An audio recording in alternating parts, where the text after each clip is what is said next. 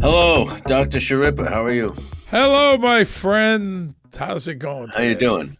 It's great. It's fantastic. We have an extremely accomplished actor. Oh, yeah. As our guest today. Someone who's just done a shitload of great work, has had a very long career, and was a big part of The Sopranos.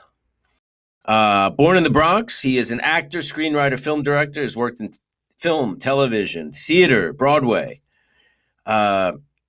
He's appeared in 84 films and TV shows. Some really classic films like Animal House, Crossing Delancey, Traffic, Local Hero. He was on The Good Wife. He was in the Seinfeld finale. He was on Damages. He's appeared in 6 Soprano episodes as Assemblyman Ronald Zellman. Please welcome our very special guest today, Mr. Peter Riegert. Hi, guys. It's a pleasure to be here. Great to see you all. Good to see you, my friend. It's been so long. Thanks for doing this, man. So long, I grew this beard. There you go. What you do? You just said, fuck it. Is this a pandemic beard or is before? It's kind of like a pandemic beard. I just got tired of shaving. And then I got a call from the HBO show Succession. And I said, well, I got this beard. They said, well, send us a picture. And I sent them a picture. And they say, well, he's a left-wing lawyer, so keep the beard. Oh. So I guess I have to get it cut and get a haircut because I think I shot the first episode about 2 months ago. So now I look like Chris Kringleberg here. Oh, that's cool. What is he, like a counselor, like that kind of guy? You know, I'm not sure. He's good friends, very old dear friend of Jamie Cromwell's character. And I think Jamie's character is provocatively fighting with the family. And he brings me in to deal with his estate and help his grandson. But it's fun. It's a really, I hadn't done a show. That's COVID a really good show. Very good show. Yeah. And I'd never done a COVID thing before, so that was fascinating. Yeah, it's not easy. I mean, you got to get tested constantly. I mean, I'm getting tested 3 times a week, whether you work or not. Yeah. It's just the whole thing. It's costing them a fortune, the productions. And they've been doing a really good job, I think, but it's really difficult. It's difficult, but it's very interesting to see a corporation the size of HBO or the show you're on, Steve. They're not waiting around to get directions from the government. I mean, they're literally thinking as actively as possible because they want to keep their audience. So and of course, people are starved for entertainment because they're locked in their homes. So, are you and for work? Starved for work too. Starved for work, everybody. It's a good Peter, thing. Are you on that show? Yes, are you wearing masks as you shooting? Yeah. They have masks and those plastic shields. No, but I'm saying on the show as you're filming. No. See, that's what everybody I think. else is. Yeah, we're not doing that, and I think that's a good idea because people want to escape. I mean, we're wearing masks 24 hours a day. People are going crazy. Let's watch TV and hope for something fucking better. Well, I think that it would be fascinating for an audience to see. You've got 40 people in a room, all wearing masks, but the characters aren't. It really is a fantasy. But I'm with you. I think people are exhausted, obviously, by the pandemic. So let's get into the. You were born in the Bronx. Born in the Bronx. Did you? Where did you go to high school? Around. I went to Ardsley High School, which was in the town of Ardsley, Lower Westchester. Yeah, we moved I'm from out. Westchester too. Where? Mount Vernon. Oh, okay. I have family right in that area. So my folks moved out from the Bronx in 1954, and we landed in this town, and it was one of those idyllic suburban towns. It was only 20 minutes from the city at the time. My dad used to work in the poultry business, so he was down on Horatio and Washington, and it was an amazing time back then. I graduated in '64, went to the University of Buffalo. I was an English major. I had no thought about being an actor or anything. I did one play in college, one play in high school, but certainly never dawned on me that I'd be doing this. And then I did some social work for a settlement house on the Lower East Side called University Settlement House. And I taught for about a year in Ocean Hill, Brownsville, and Brooklyn, but I really wasn't meant to be a teacher. So I knew the kids needed a teacher. They didn't need somebody wasting their time. And but you had a degree in social work? No, it was really the training. I started working at their summer camps when I was 19, and I did that 3 different summers and ran an after-school program. But I had a superb mentor who really taught me about dynamics. And just like in college, I was an English major. All of that stuff came in handy once I started acting, because I didn't go to drama school. So I just was, to me, it was an apprentice profession. And I guess I got really started the year after I began, January 1st, 1971. I got invited to join an improvisational workshop that after 3 months became a performing improv company called War Babies.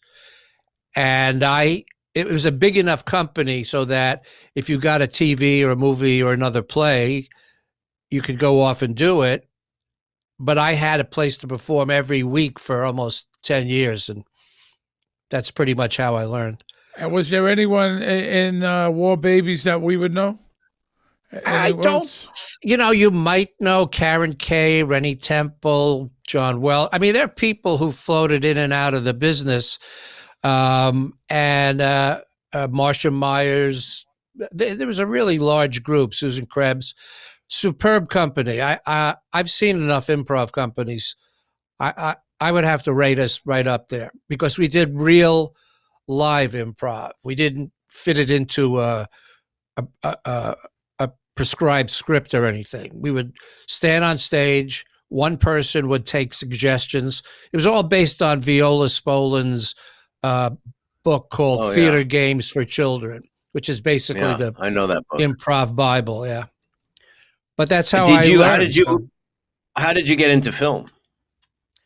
I had done a short film for a friend of mine, and then I moved out to California in 1977. I had just finished 8 months of a play by this new playwright, David Mamet, who had just showed up. And the play was Sexual Perversity in Chicago. So I did that for 8 months. And you did that in New York? Yeah, at the Cherry Lane Theater. Me and F. Murray Abraham, Jane Anderson, Gina Rogak. And it was an extra. Danny Stern was my understudy. Oh, really? And yeah, it was wild. And, it was new that Mamet's language was so, I don't even know what the right word is other than filthy on occasion, but it was new. So we'd have people walking out every night, but it was so exciting.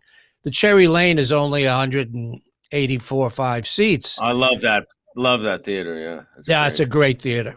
Well, you work, you direct and act in theater, so it's very intimate. I saw you in a play, and we'll go back to you getting in film, but I saw you in a play right before I started working professionally. I think it was 87 at the Helen Hayes called The Nerd with Mark Hamill and Robert Joy. And I think Charles Nelson Riley directed it. Is that true? Yeah. Yeah. And you played a drama critic. Yeah. And it was really good. It was great fun. I'd say it's one of the 3 funniest things that I can remember doing. Yeah. And the Helen Hayes, 500 seats right next to Sardi's, sold out every show. And Charles Nelson Riley, was so mad for theater and loved actors, and it was just a fantastic experience. I'm glad you saw something good the first time. Yeah, that was a good one, man. And then you were also what in Mimi's Boys, right? Oh, Minnie's Boys. Minnie's Boys was a musical about the Marx Brothers, and that was my first equity job in 1973. And I played Chico. I always thought his name was Chico, but I met his daughter, and she said, no, it's Chico, short for chicken chaser, meaning girls. And I didn't know that. That's pretty wild. Yeah, yeah. And we did it. It was supposed to be like a 10-week summer run. But at the very end, they only did 2 weeks, and we did it at the Philadelphia Playhouse in the Park. And it was the first money I made, which is, I think it was $325 a week. And I don't know what your first experiences making money were, but I literally thought, what's $325 worth of acting?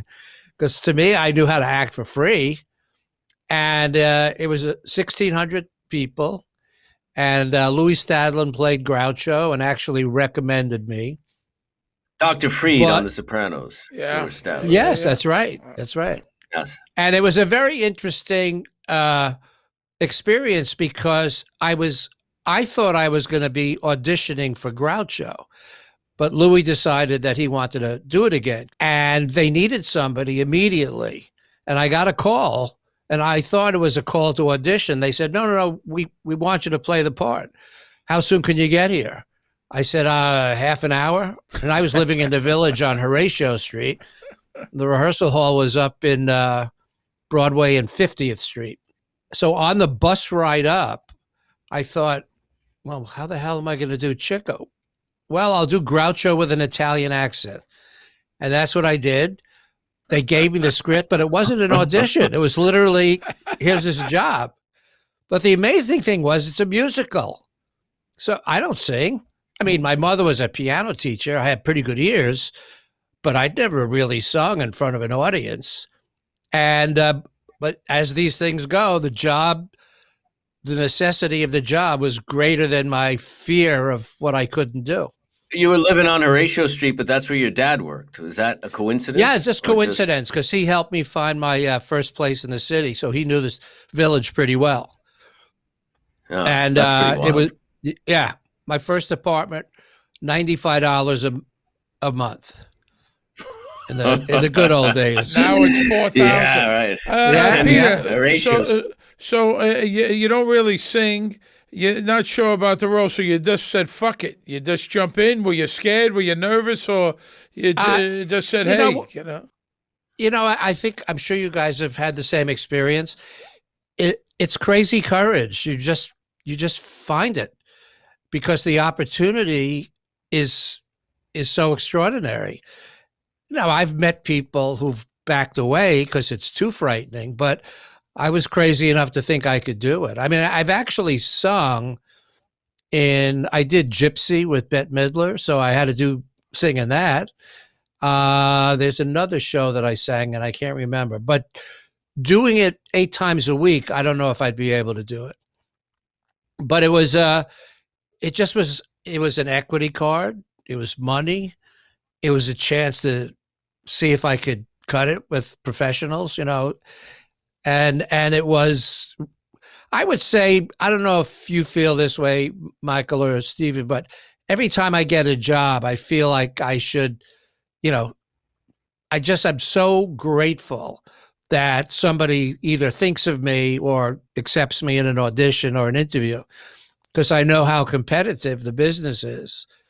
And it's just, once I made the decision to do it, which was in, like I said, January 1st of 1971, I was driven beyond the logic of knowing how hard it was.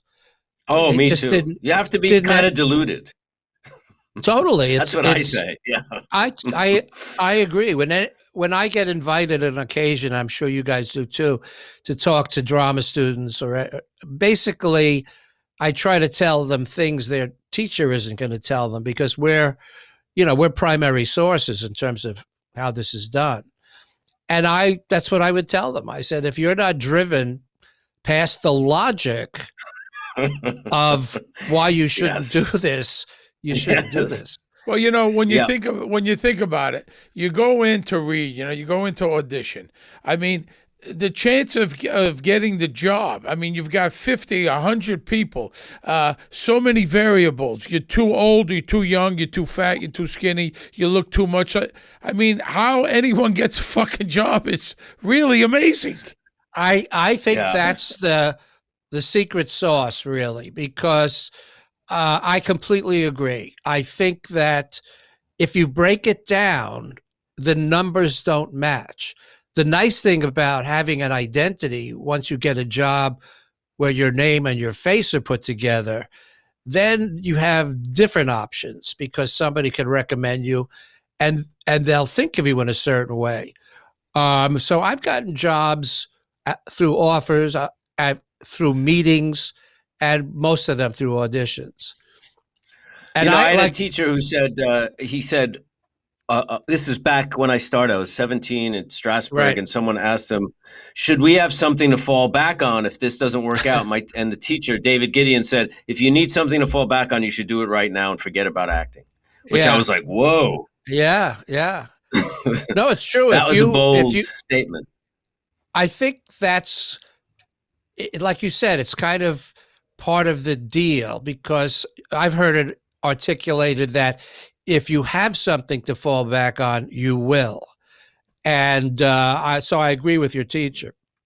But I remember meeting a lot of, I'm sure you guys did too, when I started out, the people were so talented, but after about 10 years, I kind of noticed that I wasn't seeing some of them again. I wasn't seeing them in auditions or even on stage. And I'd bump into them and say, whether it was a man or a woman, where you been? I haven't seen you. How's everything going?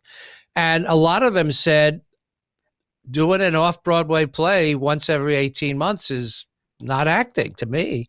And they had families and they wanted to eat and have a car. And so it takes a tremendous amount. I mean, I'm doing this 50 years, which I cannot believe, but I'm still hanging in there. So when I see people like, whomever, who sustained their careers well into their 60s and 70s, it's amazing to me. It's not just their talent, obviously. They have something out. But you think about that too, Peter. But you haven't seen them around. They wanted, they tired of the struggle. But there's a lot of people. At what point do you say, I had enough? I mean, you're 30, you're 40. We know people that are 50. They've done very little, but they're still banging away. I give them credit, but at what point do you say, maybe I need to go to plan B? Well, I think that that's really an interesting question for each person, because once you've worked at a high level, that's what you're trying to replicate. And I feel very fortunate that I've had so many amazing experiences. But I agree with you, Steve. It's kind of a strange question. But I know some people love it, and it's hard to give up. I just hope that they have another chance to make a living and take care of their families, because we know how rare it is for that to happen. Walter Matthau said you only need 50 good breaks. Just 50 good breaks, and you'll be okay. That's good. Yeah. Do you ever feel, I mean, you're someone who you've, like you just said, you've worked for 50 years, you've had an amazing career, done amazing work.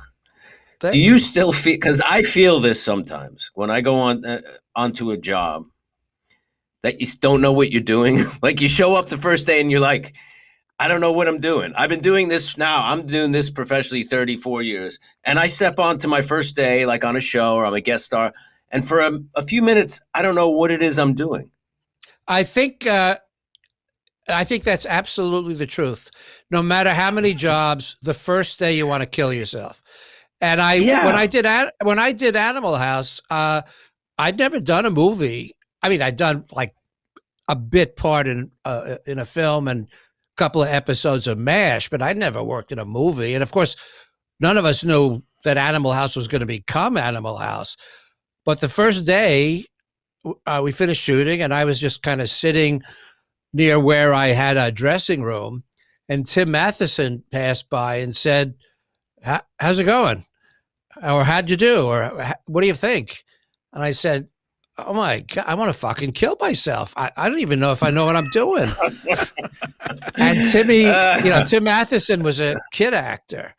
So he'd had 15 years of experience at least. And he said what you just said. He said, "Don't worry about it. Everybody wants to hang themselves on the first day. It's like you've totally forgotten how to chew gum." Yes, but yes. It's a very... That's how I feel. Yeah. It's very strange. And then I feel stupid for feeling that. I'm like, you've done this your whole adult life. You don't know what... Of course you know what you're doing. I think it's such an intense emotional connection to other people because, as actors, you can't hold it in. You got to give it to the other actors you're working with. Yes. So somehow you've got to figure out a way to get to that place. And it usually takes a half a day or a day.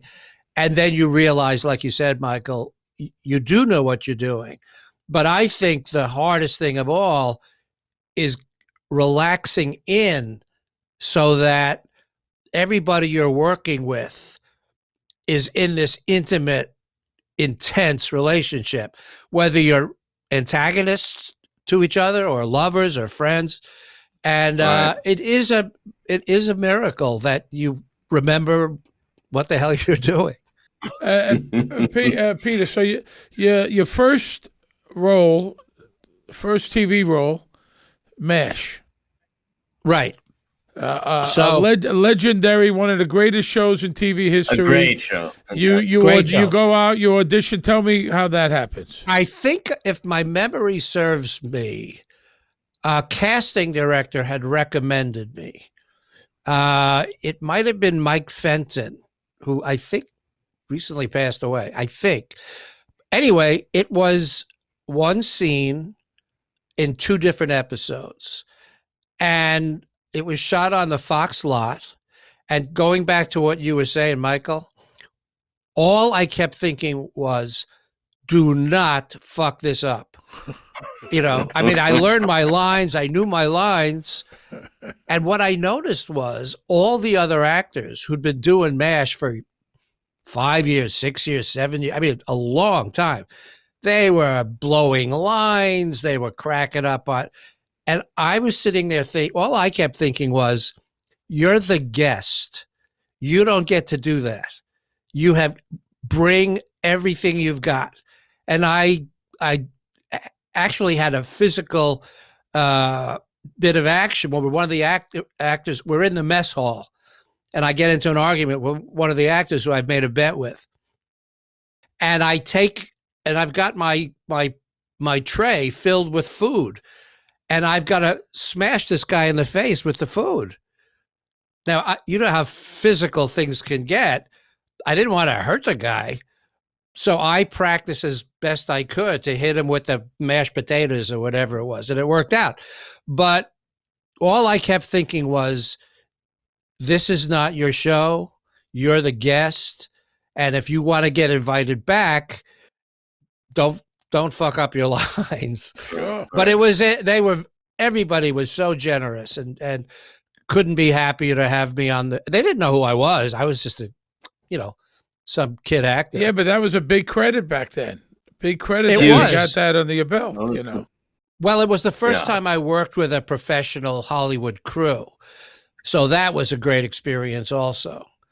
And somebody had given me advice. I can't remember if it was on MASH or Animal House, but it was a friend who'd done a couple of movies. And he said, get to know the camera operator and the sound department. And I said, okay, why? He said, so you'll be in focus and they'll hear you. And I thought, that makes perfect sense. So from there, you do Animal House. It becomes something nobody thought Animal House was going to be what it was. It was one of my favorite movies. I remember. Oh, it's great. It's we still went great. back in Brooklyn, Loewy's Oriental. I mean, I must have saw it 3, 4, 5 times.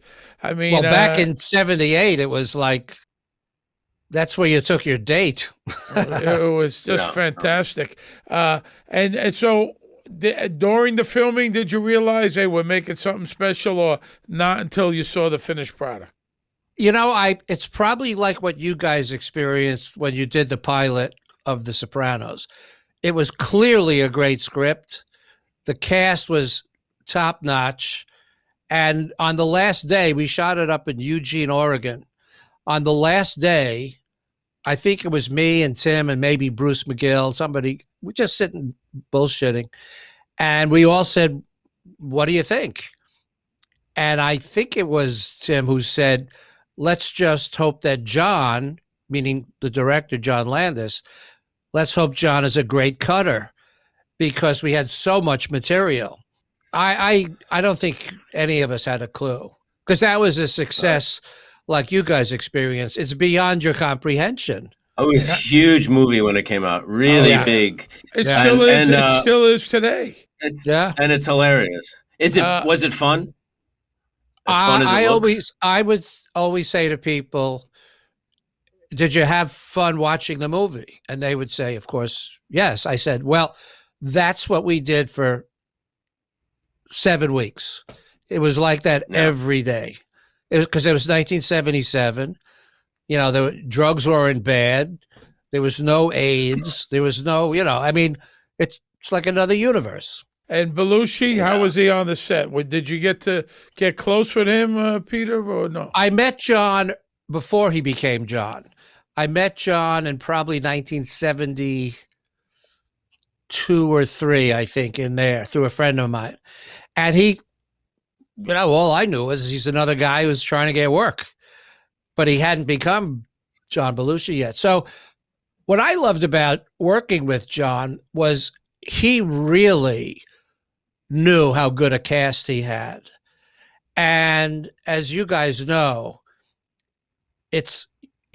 you're made better by the people you're playing opposite.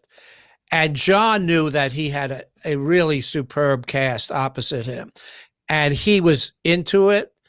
And the role was really constructed as a cross between Harpo Marx and the Cookie Monster.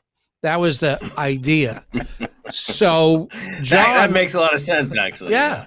So John barely spoke, except with those crazy eyes of his, and that fantastic speech when the Germans bombed Pearl Harbor.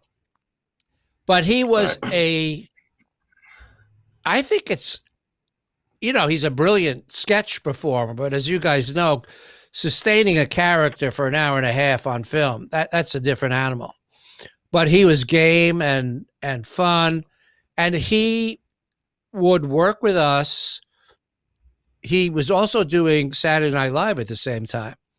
So he would he would come to Oregon on Sunday, work with us till Wednesday, fly back to New York for Saturday Night Live, and this went on for 6 weeks, something like that. Wow. But he was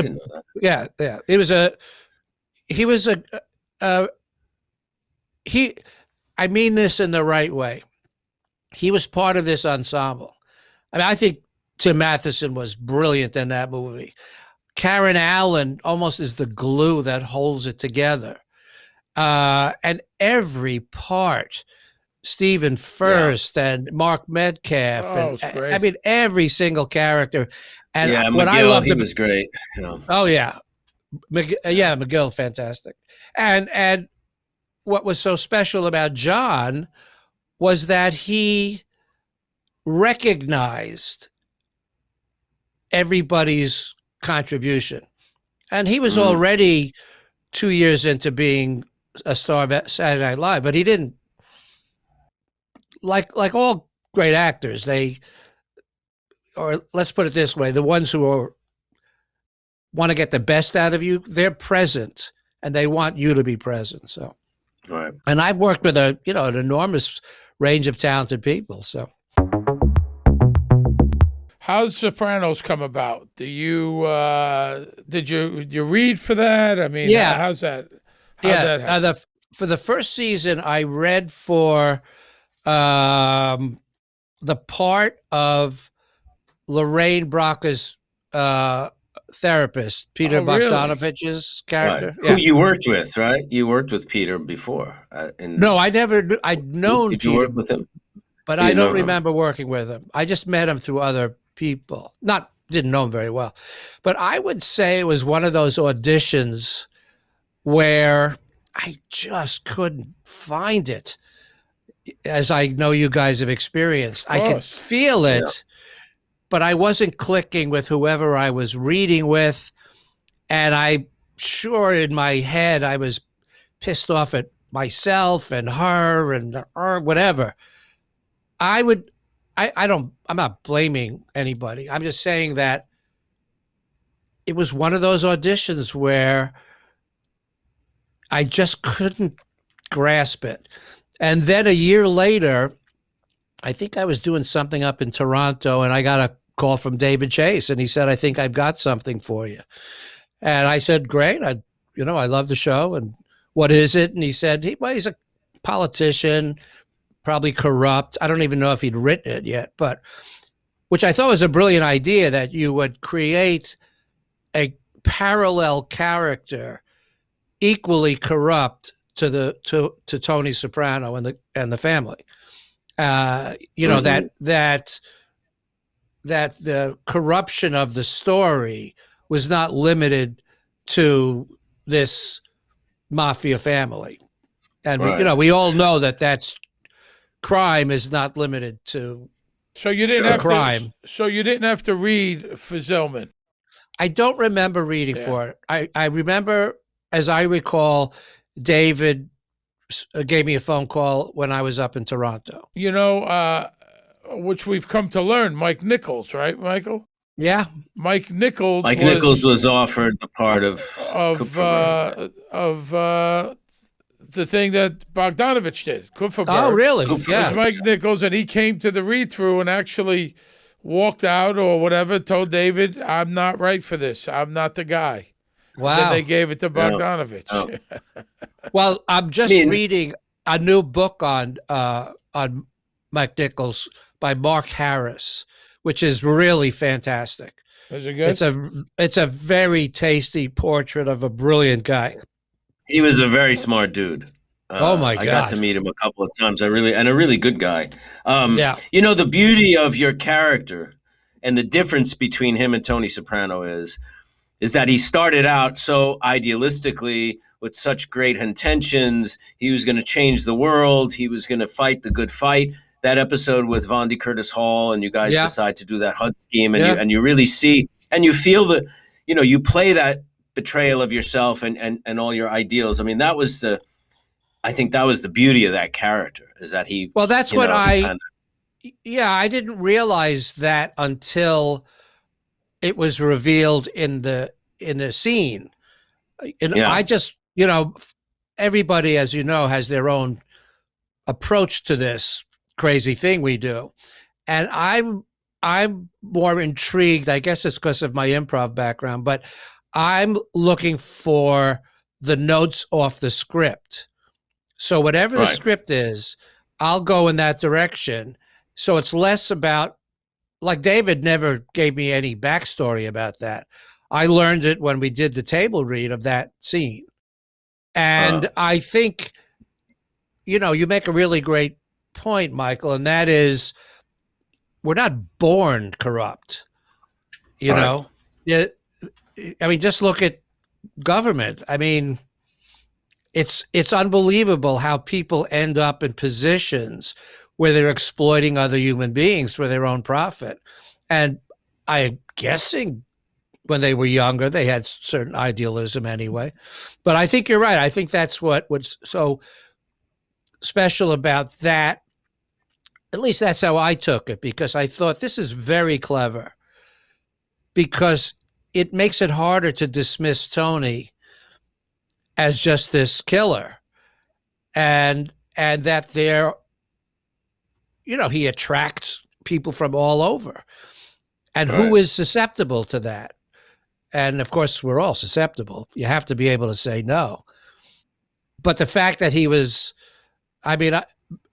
being able to say that I played a corrupt assemblyman in The Sopranos is always a great fun when people forget, if they see me on the street. Yes. Did you know Jim before you? Had you ever met Jim before you worked on the show? No, I don't think I ever had. My first episode, almost all my scenes were with Jim, and I think we met at somebody's funeral, and I came in to pay my respects to Tony, Jim, and I did 3 episodes, and then the following year 3 episodes, and we had as you know. And it doesn't have to be Jim, but in this case with Jim, there was a certain simpatico. Yeah. I could feel from him, although he kind of looked with a cocked eye, if you know what I mean, because he didn't know me, but he kind of knew me. But when you're the padrone of a show, his sense of responsibility as Tony, and in his responsibility to the show, I thought was extraordinary. And we had a great time together. I couldn't say enough good things about him. I'll tell you one story, and I don't mean this. This is just my experience. It's the last episode that I did when I tell Tony that I'm going out with his Russian girlfriend. And as you guys know, nobody got the script in advance, as far as I knew. Maybe Gandolfini did, but I think most of us didn't know. Is that right? Until we read. If you were a series regular, you got it. Okay. Everybody else, I think it was on a need-to-know basis, kind of. Right. So anyway, so I would show up and read and find out what I was doing. And the 6th episode was me getting, Tony beating the living shit out of me with a belt. But in the scene description, it's written that he pulls my underwear off. So we did this whole table read. And I was not happy about that. And I was just sitting there by myself. And Jim came over and he said, how do you feel about this? I said, I got to be honest with you, man. I don't think you have to humiliate an actor to humiliate a character. And I'm a little nobody upset would want to do that. No. Nobody would. And so it was that he pulled your underwear down and spanked your ass? It was I was going to be naked. Yeah. And as far as I'm concerned,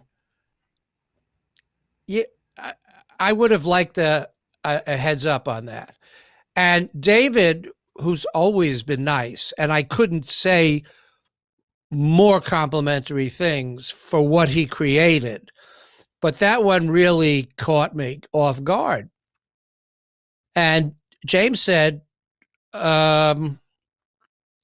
came over, he said, how are you with this? And I said, I'm not happy about this. And he called David over and he explained what I was feeling. And David said, well, that's the way I wrote the scene. And I said, David, I think I can act the shit out of this part. And I promise you the audience will be horrified by what they see. But you don't have to humiliate me for me to get this across. And David said, well, okay. And he left. And I didn't know whether I was going to get fired or not, but Jimmy said to me, whatever you decide to do, I'll back you. I can't do it for you, but whatever you decide to do, I promise you, I will have your back. And I said, okay. And I knew that I was not going to take my underwear off, and Jimmy wasn't going to rip them off either. And then the director, who was John Patterson, John Patterson, very sweet guy, and he tried to convince me, and I said, John, I can't do it. I can't do it. I mean, I don't think there's going to be a problem, but this is too upsetting to me. And, we went and got ready to do the scene. So I went up to the prop guy and I said, what kind of belt are you using? He said, I was styrofoam belt. I said, would you, I took my shirt off. I said, would you hit me with it? He said, what? I said, I want to know how it feels. Hit me with that belt. And I couldn't feel anything. And I kept saying, harder, harder, and I didn't feel a thing. Now I knew how I could win this scene. Because I told Jimmy, I said, listen, this belt is styrofoam. I had the prop guy whack me with it. I didn't feel nothing. You can wail. There's a difference between really hitting and hitting a pillow.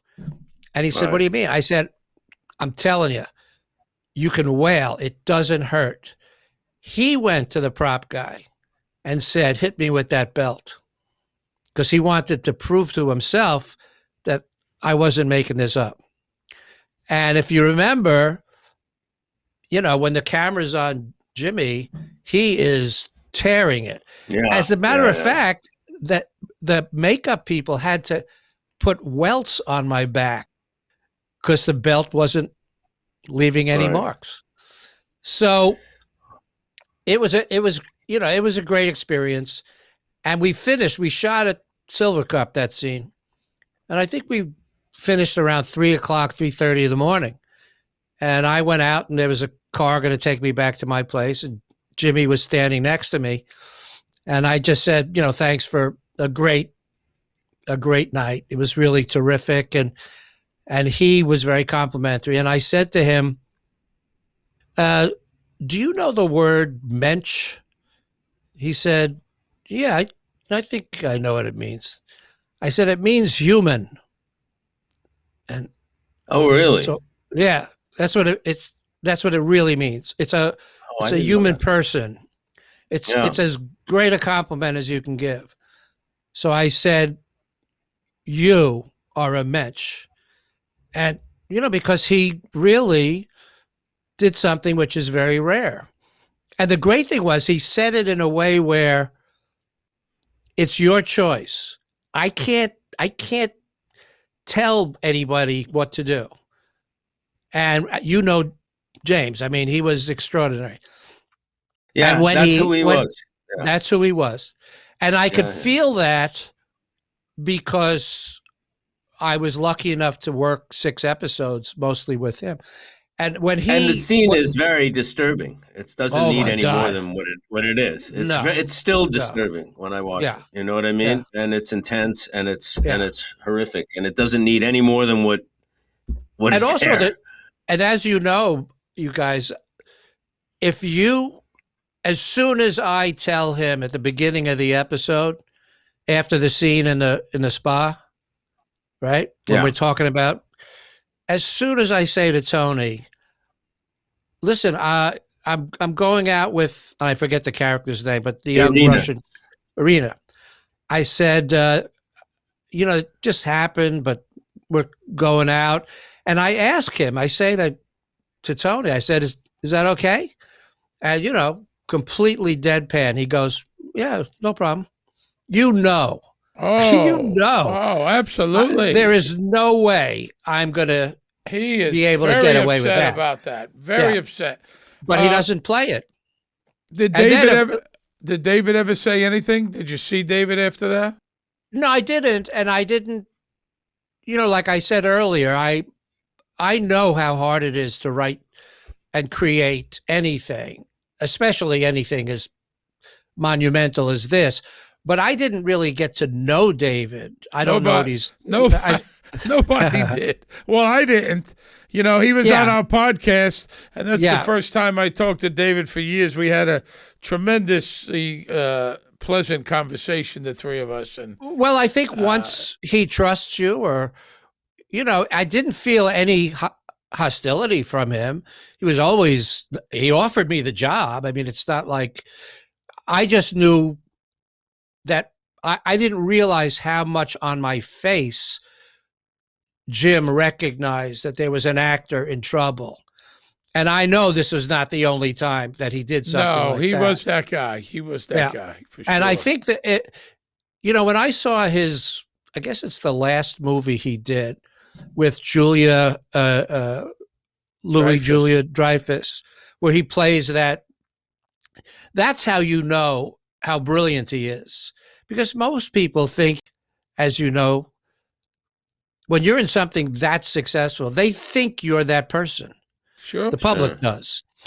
And to see Jim working opposite Louis Dreyfus is to understand, at least to me, how extraordinarily his range was amazing, which makes the tragedy of his passing so early so sad.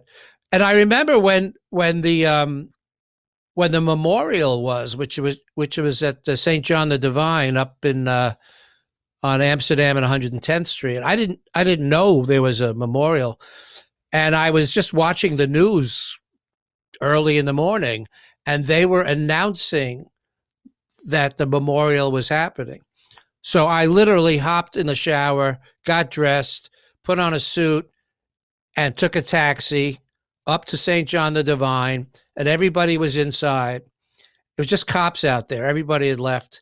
And I came up, and thank God for Animal House and The Sopranos, because the cops recognized me, and they just said, "Come on in, Peter." It wasn't like I had to beg. And I got in there and got to, honor this person. That's great. Well, That's a great story there. So tell me about Peter Riegert's Focal Heroes, your podcast. Tell me what's how long you've been doing it and what's about. Well, the fall of 2019, I realized I was coming on to my 50th year, which is, like I said, January 1st. And I wanted to do something. And this was in the thick of the COVID. Well, actually, no, that's not true. COVID hadn't started. I just wanted to do something around all this experience I've had, kind of like what you guys are doing. And originally, it was just going to be conversations that I would edit with an editor. And I would talk to people for an hour and a half, 2 hours. That was my plan. And originally, I was calling it the emes, which is a Yiddish word for the truth, which I learned from Lenny Bruce. He used to always, in some of his bits, he'd say, "That's the emes." And I always thought that was a great word. And then my wife, Cornelia Reed, who writes crime fiction and is brilliant in her own way, she said, "It's a great title. The problem is you're going to have to keep explaining it to every audience." So she came up with Vocal Heroes, which is a play on words of the movie I did, Local Hero. So essentially, it's with people who've affected me or have been in events that have affected me. And I just get to talk to them. And I spoke with Karen Allen and Ruben Blades and Congresswoman or former Congresswoman Liz Holtzman. I'm just finishing the editing on the Schwerner, the brother and niece of Mickey Schwerner, who was killed in 1964 by the Klan in Mississippi. So that's a whole other fascinating story. The person we talked about, Steve, Matthew Goodman, wrote a book. about the 1950 CCNY championship basketball team. Floyd Lane, yeah. And this guy, Floyd Lane, was one of the stars of that team. But the following year, they got kicked out of the school because they had been caught point shaving. And then in the 70s, yeah. 70s, they hired him, Yeah. So that's what I've been doing. And it's very creative. It's like directing and writing a film in a way. And then I got lucky with this job on Succession, hence this beard. And I think I'm doing a second one in about a week and a half. You know what's amazing? Listen, I'm making a living now. It's 21 years. I've been acting almost 30. Michael, 34 years. You 50, and we still say I got lucky. Yeah, I got lucky and got this job. Right? Yeah, it's like when the talent and skill come in, we all got lucky. I say the same thing. I got really lucky on this thing, man. I think that's probably a sane way of looking at it, because otherwise, as you know, when you become really identified with a particular success, if you're not careful, you will confuse yourself with the cause of the success. We're just parts of the success. And I feel that's why here's a good story. Whenever I would get a job, I would take my parents out for dinner. And everybody would say, why? I'd say, because that day that I get the job is the most exciting and celebratory. So I take my parents out, and they say, but it just seems like a strange. I said, the reason I do it is because I know the next day I'm going to be the asshole because we have to negotiate. So the day you get the job, you're a genius. The day you start negotiating, it's, what was that cocksucker thinking? It's that kind of shit. But did you know Roscoe Lee Brown? Did you know Roscoe? I did. Not very well, but I met him through Bruce Miguel. Said something that always stuck with me. Never mistake your presence for the event. Excellent. Very well Speaks said. to what you just said about how you're part of the whole. And I spoke to Michael. I love that. It's very true. I worked with Michael Caine on a movie called A Shock to the System with Swoosie Kurtz and Elizabeth McGovern. And it was originally a murder mystery. But when we did the table read, it was hysterical. And we realized it was a black comedy. So Michael, who had his memory was extraordinary. He could read a scene and that was it. He knew it. So he would tell great stories. And he would say to me, I know my reputation is that I take every job I get. But the truth is, I'm a Cockney from the East End of London. And I never think this is going to last. So that's Michael Caine. So one day he says to me, how was your weekend? I said, oh, it was good. This is a bad Michael Caine, but he says, what's on the table for you? I said, what? He said, you're a good actor. What's on the table for you? You must get offers all the time. I said, no, nothing. He said, don't be coy. You can tell me. What have you been offered? I said, well, I was offered a horror movie. He said, well, you should do it. I said, well, I'm thinking about it. He said, don't think about it. Do it. It's a horror movie. They won't blame you. Peter, real quick before you go, what was it like working with Burt Lancaster? One of my favorite actors. I was going to ask the same question. All right. Well, here's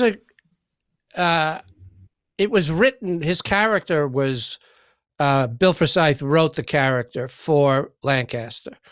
And Putnam, they had to work really hard because the rumor or legend or whatever is that he took a cut in his salary. He didn't take any cut in his salary. They had to figure out a way. And it's a long story how he finally said yes. But I first saw Burt Lancaster when I was about 5. We had just gotten a television. It was probably like 1952. And my folks brought the television into the living room. And they said, we're going to watch television. And I said, what's television? They said, it's like a radio, but it's got pictures. Okay. So we watched this television show, and it's a variety show of some kind. And there's a young black man entertaining the audience who was laughing. And what he was doing, I found, it turned out to be Sammy Davis Jr. And what he was doing was an argument between Burt Lancaster and Kirk Douglas, literally capturing their voices. I don't know who these guys sound like, but my parents do. And they're laughing hysterically. And I said, what's so funny? And they explained who Burt Lancaster was. Anyway, that's 1952. 1963, and of course I grow up seeing Burt Lancaster movies. The Crimson Pirate and, Birdman, of all the movies he's done. Because when I met him, he was 69 years old and had done about 3 movies. In 1963, I went to the March on Washington. I was 16 years old when King made his I Have a Dream speech. And I went with one of my mom's favorite cousins. And usually they would have gone to something like this, but I came home and they said, you made history. And I said, what did I do? They said, well, you were part of this enormous crowd that's gathered for civil rights and, like that. And they said there were a lot of famous people there. So they told me who was there.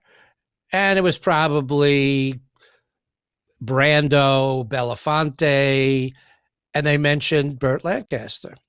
So when I made the movie, I told that story to Burt. And I said, is that true? Did you go there? And he said, yeah, he was in France making The Train with Paul Scofield. And he knew Martin Luther King.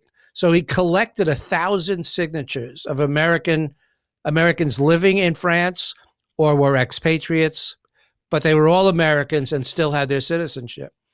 And he collected those signatures and brought them to give to Martin Luther King in support of his movement. And Wow. that was my history with him. So when I worked with him, my character is in awe of his character. So I didn't have to do a lot of acting, because when we first met, in my head, I'm going, this is amazing. That guy looks and sounds exactly like Burt Lancaster. But he was, you guys have worked with amazing people. When you only have about a minute to be in awe, and then you got to be an actor. You got to do your You got to get to work. You got to get to work. But fantastic. That's been the story of my life, and now I get to share this great experience with you two guys. Thank you so much, Peter. I could not thank you for your time, and good luck with your podcast. And if thank you. Really, thank you so much. Hopefully we'll catch up when this whole fucking thing is over. We'll see you again somewhere, man. We will, and for your listeners, it's Peter Riegert's Vocal Heroes. They can find it, wherever podcasts are. Thank you for letting me pitch myself a little bit. But that's great. I love you guys. Thank you. I love you, man. Thrilled really. that we shared such an amazing experience. Yeah, that is you very so rare. much. Really enjoyed talking to you. Thank you, my friend. Well, thank best, you, Peter. brother. Thank you. Take care. Bye. Bye. See, now there's a humble, wonderful actor. You need to take a little lessons from Peter Riegert. What are you talking about? Because you're an egomaniac, but Peter's humble. He's working. I'm an egomaniac. Your whole working class hero thing is a big charade, and everybody's onto it, not just me, Steve. So let's be honest. I love Peter Riegert. Kind of Joe Lunch Pail thing. It just doesn't work anymore. Let's take a break, and we're going to get it. Courtside at the Garden, living in your high rise or whatever you do, and come on. Let's take a break and get into the episode. Okay, I want to do a shout out and a plug for our good friend Gary Pastor, who was on The Sopranos as the character Jerry Basile. He did a few episodes with us. He did a lot of his stuff was with Little Carmine's character. Yes. But he plays Mr. Del Vecchio in a new film that's being released this month called Last Call. It stars Jeremy Piven, Bruce Dern, Kathy Moriarty, and Gary's in it. And I think Soprano fans would like this one. So take a look online on streaming. Last Call comes out this month. And he's also got a book out, Distressed.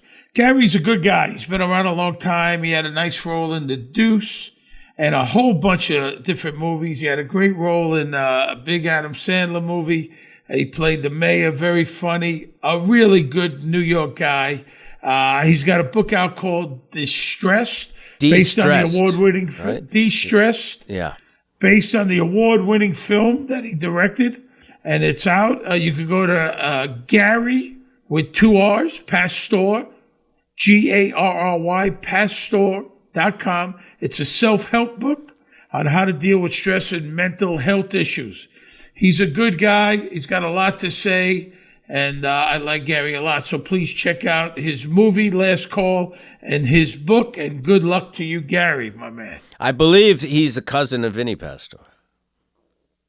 Yeah. I believe they're related. Yes, they are. And Gary's, like I said, he's been around, a New York actor and directs and writes, a good guy. Yeah, so the film is Last Call. The book is De-Stressed. You could check it out on streaming, Last Call, and on GaryPastor.com. Okay, Season 4, Episode 11. The name of the episode is Calling All Cars. First aired November 24th, around Thanksgiving 2002. Teleplay by David Chase, Robin Green, Mitchell Burgess, and David Flabot. This is David, I think it's pronounced Flabot. Yeah. It's his only script that he worked on. He co-created the show I'm Dying Up Here. Which I liked a lot. Very it got good. canceled. Really good. Yeah, he's done some really good stuff besides The Sopranos. He also worked on Boardwalk Empire as a writer, as well as Desperate Housewives and Masters of Sex as a producer and writer. So, I've auditioned for him. He's a very nice fella. I'll tell you that. Yeah. I really liked him. Yeah. So he wrote the teleplay with Robin and Mitch, and the story was by David Chase, Robin Green, Mitchell Burgess, and Terry Winner. Directed by Tim Van Patten, number 10 out of the 20. Tim Van Patten directed. Little known fact, in season 4, the word fuck was said 425 times in those 13 episodes. Really? Tony said it 155 times. Christopher was number 2, coming in at 48. Paulie said it 18 times. Silvio 10, Silvio 12, and Carmela 10. Carmela said fuck 10 times. Wow. And the rest of the cast did a total of 182, but 425 times in season 4. Isn't that some statistic? Wow. It took me 3 days of counting every fuck to come up with those statistics. Maybe we should have a fuckometer to go with our wingometer. A fuckometer. A fuckometer. Maybe we should do that. And we'll start. Fuckometer. Through the roof, the fuckometer this week. Fuckometer, but let's figure 86 episodes. There must be thousands upon thousands of fucks. Well, if you figure 400 a season times 7, what about we're talking almost 3,000 seasons, 3,000 fucks. Father Phil probably never said fuck. I don't know about that. That's a good. Did Bobby Bacala? He did. He says it in this episode. Yeah, but I'm sure not much. He wasn't a big curse word guy. No. But Father Inantola, he might be the only one that never said it. Possible. Carmela says fuck 10 times in the season. And as religious as she is, I hope she confesses that. That's a confession, right? I used to go in there. Is that a sin? The word Yeah. I know taking the Lord's name in vain is a sin. But Yeah, what I about think cursing also. I remember I used to go in. When was that? I Who would said go in that? there and I would say, bless me, Father, if I have sinned, I disobeyed my mother. And it was always the same. Disobeyed my mother and father. Like I said, Missed maybe mass. I stole something, missed mass. I cursed. All right, give me 5 Hail Marys and 10 Our Fathers, and you were done. That was it. Did you ever tell the priest that you masturbated? No, I wasn't masturbating in those days when I went You to never church. have, right? Well, not then. You claim to never have done that. No, I'm not saying that. You told me that once. You said I've never done that. Well, a friend of mine's father. We were younger, and he told us, we were all hanging around, and he said, gave us a little life lesson. Never learn to jerk off. Like, in other words, always have a girlfriend, a wife. Come on. Never learn to jerk off. That was his life lesson for us. Don't learn that. It's not really something you need to learn, though. It just kind of happens, though, doesn't it? But what his point was, have a girl, have a girlfriend, have a girl. Don't, you don't need to do that. Have sex. Right, because everyone who has a girlfriend or wife doesn't do that. Listen, I didn't say it was I'm not arguing with you. That's what he told us. I didn't say my friend Charlie's father. He told us. Charlie's father, maybe Charlie's father never stopped. Maybe you couldn't get him out of the bathroom. Maybe. And that's in the old days. You go to the bathroom, right? Maybe he was like, once you start, forget it. You don't stop. I don't know. Well, what did we talk about that, right? Guy took Viagra to jerk off. But that's a life lesson, maybe, for some people. That was a big no-no. Wasn't that a big no-no? Like, you don't masturbate. Girls shouldn't masturbate. It's a whole big to-do. Back then, years ago, not now. A big to-don't, not a to-do. Exactly. Now it's do whatever you want. It's natural. Is it? Who says that? Do whatever you want. I'm saying that. Do whatever you want. Well, what I'm saying, I don't mean whatever you want, but do you have a talk with the kids? Don't masturbate? Tell them not to do that? No, we don't bring those things up. No, me neither. No birds and the bees. You didn't tell your kids the birds and the bees, right? Kind of. Yeah, I did. And what do you say? Yeah, you have. But how? You say, what do you say? I have no idea, and I'm not joking it. It was more about, practicing safe sex. Which that's I understand. Yeah. But about the actual sex, I don't know how to explain that. Well, you get a girl. How do you do? I don't think you need to. Your kids are adults now. I think it's. No, but back then, especially the old days, you have to talk with the birds and the bees. Guys' fathers talk to them, boys, about sex. I learned some ridiculous things from from older kids when I was really little. Just the most bizarre things that you kind of believe. Yeah. Because you don't know what's what, and it was just horrendous. Well, now kids learn about sex through porn sites.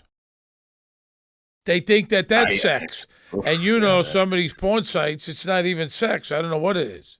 It's bizarre. Yeah. Like, can you top this? Not that I know, but I've heard. I've heard that. I'm sure you have. Let's go. The car dream sequence. Carmela's drives. Ralph's in the passenger seat. Tony's in the back seat. Caterpillar on Ralphie's head. Did you notice that Carmela's hair changes? In the beginning of the dream, she has long hair. After Tony sees Gloria and Svetlana, her hair is short, like the haircut she gets for Furio. That's something to do with Furio. Gloria's next to Tony. She says, you want to take it for a test drive. And then she turns into Svetlana. Now, Tears of a Clown, Smokey Robinson, who happens to... I've met him numerous times. Has to be a very I love Smokey Robinson. I love his music. I met him. Yeah. I met him at Aretha Franklin's birthday party. He's at the a very Ritz-Carlton pleasant guy, is he not? Yeah. Fantastic guy. Yeah. Fantastic guy. And just, I mean, there's nobody more legendary than Smokey. He's Let me incredible. explain to me what the caterpillar is. Explain to me the butterfly, because this is above my head. You know, I don't really know. I mean, is Ralphie a symbol of evil? You know, there's references later to the devil and stuff. We'll get into that. You know, Ralphie a symbol of evil. He metamorphosizes into a butterfly. Is Tony I'm not really sure. The guilt of cheating on his wife, the remorse over Gloria's death, the fact that he got dumped by Svetlana, ostensibly. I it's a lot of things. It's very mysterious. Yeah. I think it's very disturbing. I mean, Tony, in the next scene, he's with Melfi. He wakes up, but then he goes to Melfi and talks about it. And he says, we were going no place. And then he talks about, because we never seemed to get anywhere, just like therapy.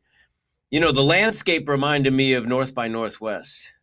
That just the landscape they're driving through in that dream. And the texture of the film is very weird in that dream too. It's like an old movie. I don't know what they did, if it's some kind of filter or processing thing, but it's shot very odd. I didn't quite understand it. I don't know if he said it was hot in the car, was stuffy. Tony's annoyed. He said in the old days, the women sat and the wives were in the back, the men were in the front. My father would have never allowed a woman to drive him. It was his father's car. Right. Yeah. And there's no AC. Maybe those old cars, a lot of them didn't have AC. Maybe he's thinking Carmela's too independent, or he's losing his control over her, And he says, and she says, I don't know. He's really mad because he figures she knows what all this means and she's not telling me. He's very frustrated. She says, Freud said that dreams are wishes. Do you believe that? I don't believe that. And I'm a big dreamer, and I remember my dreams, and I'm one of those guys that could get up, go take a piss, come back, and finish the dream. You do that often, yeah? Yes. And you remember them often? I remember them. Really bizarre stuff. Do you sometimes lucid dream, like you wake up you're in the dream and then you're aware that you're dreaming and you can control things? Do you have that experience? I can't control things. I can't move. I can't move sometimes, and I know it's a dream, and I can't move. I'm paralyzed. I had one last week, and I've had this recurring dream for years where I'm being chased, and I haven't had it in a while, and I had it last week. Jeff Sussman, our producer, sent me some melatonin that you put on the tongue, and I don't. It's not for me. I don't know, and it gave me a weird dream. Who's chasing you? People are chasing me, like kind of like not on the Sopranos when he has the mob, the Frankenstein mob. No, it's not that, but people are chasing me. I've had it for years, and I'm kicking. I'm fighting them, kicking them off, and my wife has to wake me up. I've kicked her in the past. I mean, I'm kicking, man. I'm kicking for life, swear to God. And I had one last week, kicking. It's the first time in a long time. She said, do you remember me waking you up? And I don't. But she woke me up. I was fucking, wailing away. Somebody's chasing me. So you feel like a bunch of people, not one guy. Bunch of you feel like people have it out for you.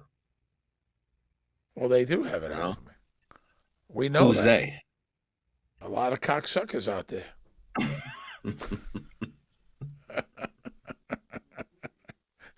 What do you think of Tony's, what he's saying to Melfi about look, we're not getting anywhere. Well, I think tired of this bullshit, Well, what I think is Tony thinks that there's a magic wand.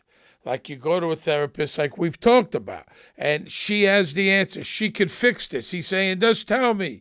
Just tell me what it's about. Tell me how to stop this. Fix this. Like a therapist could cure you. Like it's a magic cure, and we know there's not. Though she tells him, we've done a lot of good things in here. You were clinically depressed.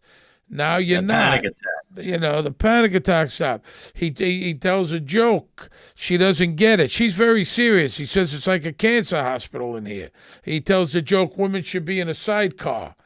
Or the two skunks should be in the other boat like Noah's Ark, you know. For the money I'm spending, I could have had a Ferrari. At least I could get a blowjob. He's spending $300 an appointment, like for whatever, 50 minutes. That's a lot of money. I didn't realize it was that much till this episode. How much do you pay your therapist? I don't go to therapy. I've been a couple of times. I've been to therapy maybe half a dozen times in my life. Oh, is that all? I thought you went to therapy, you told her. Yeah, I did half a dozen times. That's it?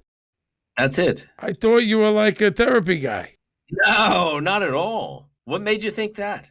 Well, because it's you talked because about I'm so it. well adjusted and because together. You talked about it on this podcast. I seem like someone who's figured it all out through years of therapy, but no, it's not true. Well, that's what a therapist costs. I think $300, $400, $500. I never paid that much. You kidding me? Well, that's why you had a fucking funky therapist No, I didn't. in Chinatown or wherever you went. I only went once to her, and I stayed just because it was so bizarre. And how much was that? $100, $125. Yeah, but you can't get like a cheap therapist. It's like eating cheap sushi. You can't eat. Certain things you got to pay top dollar. $300 is overpriced. Really? You don't think you get what you pay for? This ain't a Groupon thing. You get a 2-for-1.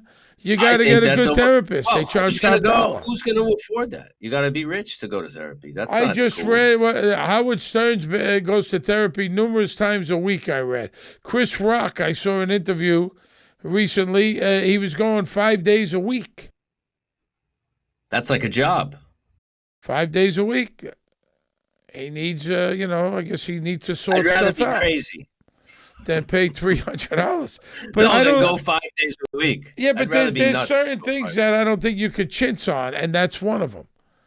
So I go and I'm going to go to the surgeon. Just because someone doesn't charge them, it doesn't mean it doesn't mean just because you pay more you get better. That's not how it works, Steve. No, I think so. No. I don't agree. And don't forget, this is 20 years ago he's paying $300. Who knows what Melfi is now? It's probably double that. Listen, some restaurants, you pay for the name, you pay for the chef, and you go and it's bullshit, and you go to some good Italian local joint, and it's fantastic. Come on. That I agree. There's always gouging. That I understand. There's always the name and the prestige, and people go for also as an actor, not all the best actors, the more they get paid doesn't mean they're a better actor. Marlon Brando said that about Val Kilmer and said he accused him of confusing the size of his talent with the size of his paycheck. I worked with him on Kill the Irishman. He was a little bizarre. He was great in The Doors, I thought. He was just awesome in that movie. He's done a lot of good work, and then he kind of disappeared. I don't know how he is health-wise, but... well, Brando was bizarre as well. I mean, we know that. Yeah. Nicolas Cage is a little bizarre. You worked with him. Is he bizarre?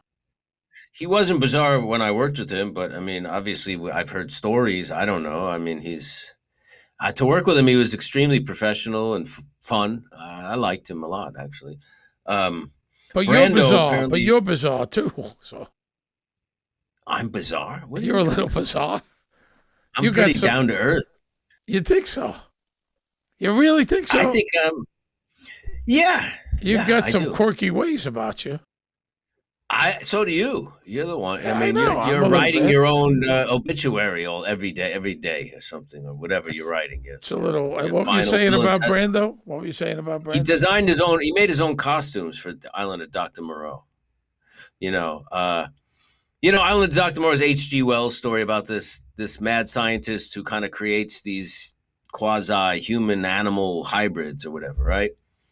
And then Brando improvised a speech during the shooting of that movie that blamed the formation of these creatures on nuclear testing in the South Pacific by President of France, which doesn't go at all with what the story's about or anything, but he insisted on writing that passage. And I don't think they used it in the movie, but I know someone who worked on that movie, and heard some pretty out there stories about. I mean, if you look at Brando, I mean, his costume is so out there. It's incredible. Have you seen that movie? No, I don't think I have. I may have, but I'm not sure. But it's worth seeing. I had a friend of mine work with him on the movie that Frank Oz. He hated Frank Oz. Yeah, he hated him, and he was yelling, and he was saying, "Go play with your puppets, Frank," and he was screaming and yelling, and he hated Frank Oz. That I think De Niro wind up directing the scenes. Is that it? Brando said to Frank Oz, "I bet you'd love to stick your hand up my ass and use me like a puppet." Yeah. My friend was in that scene.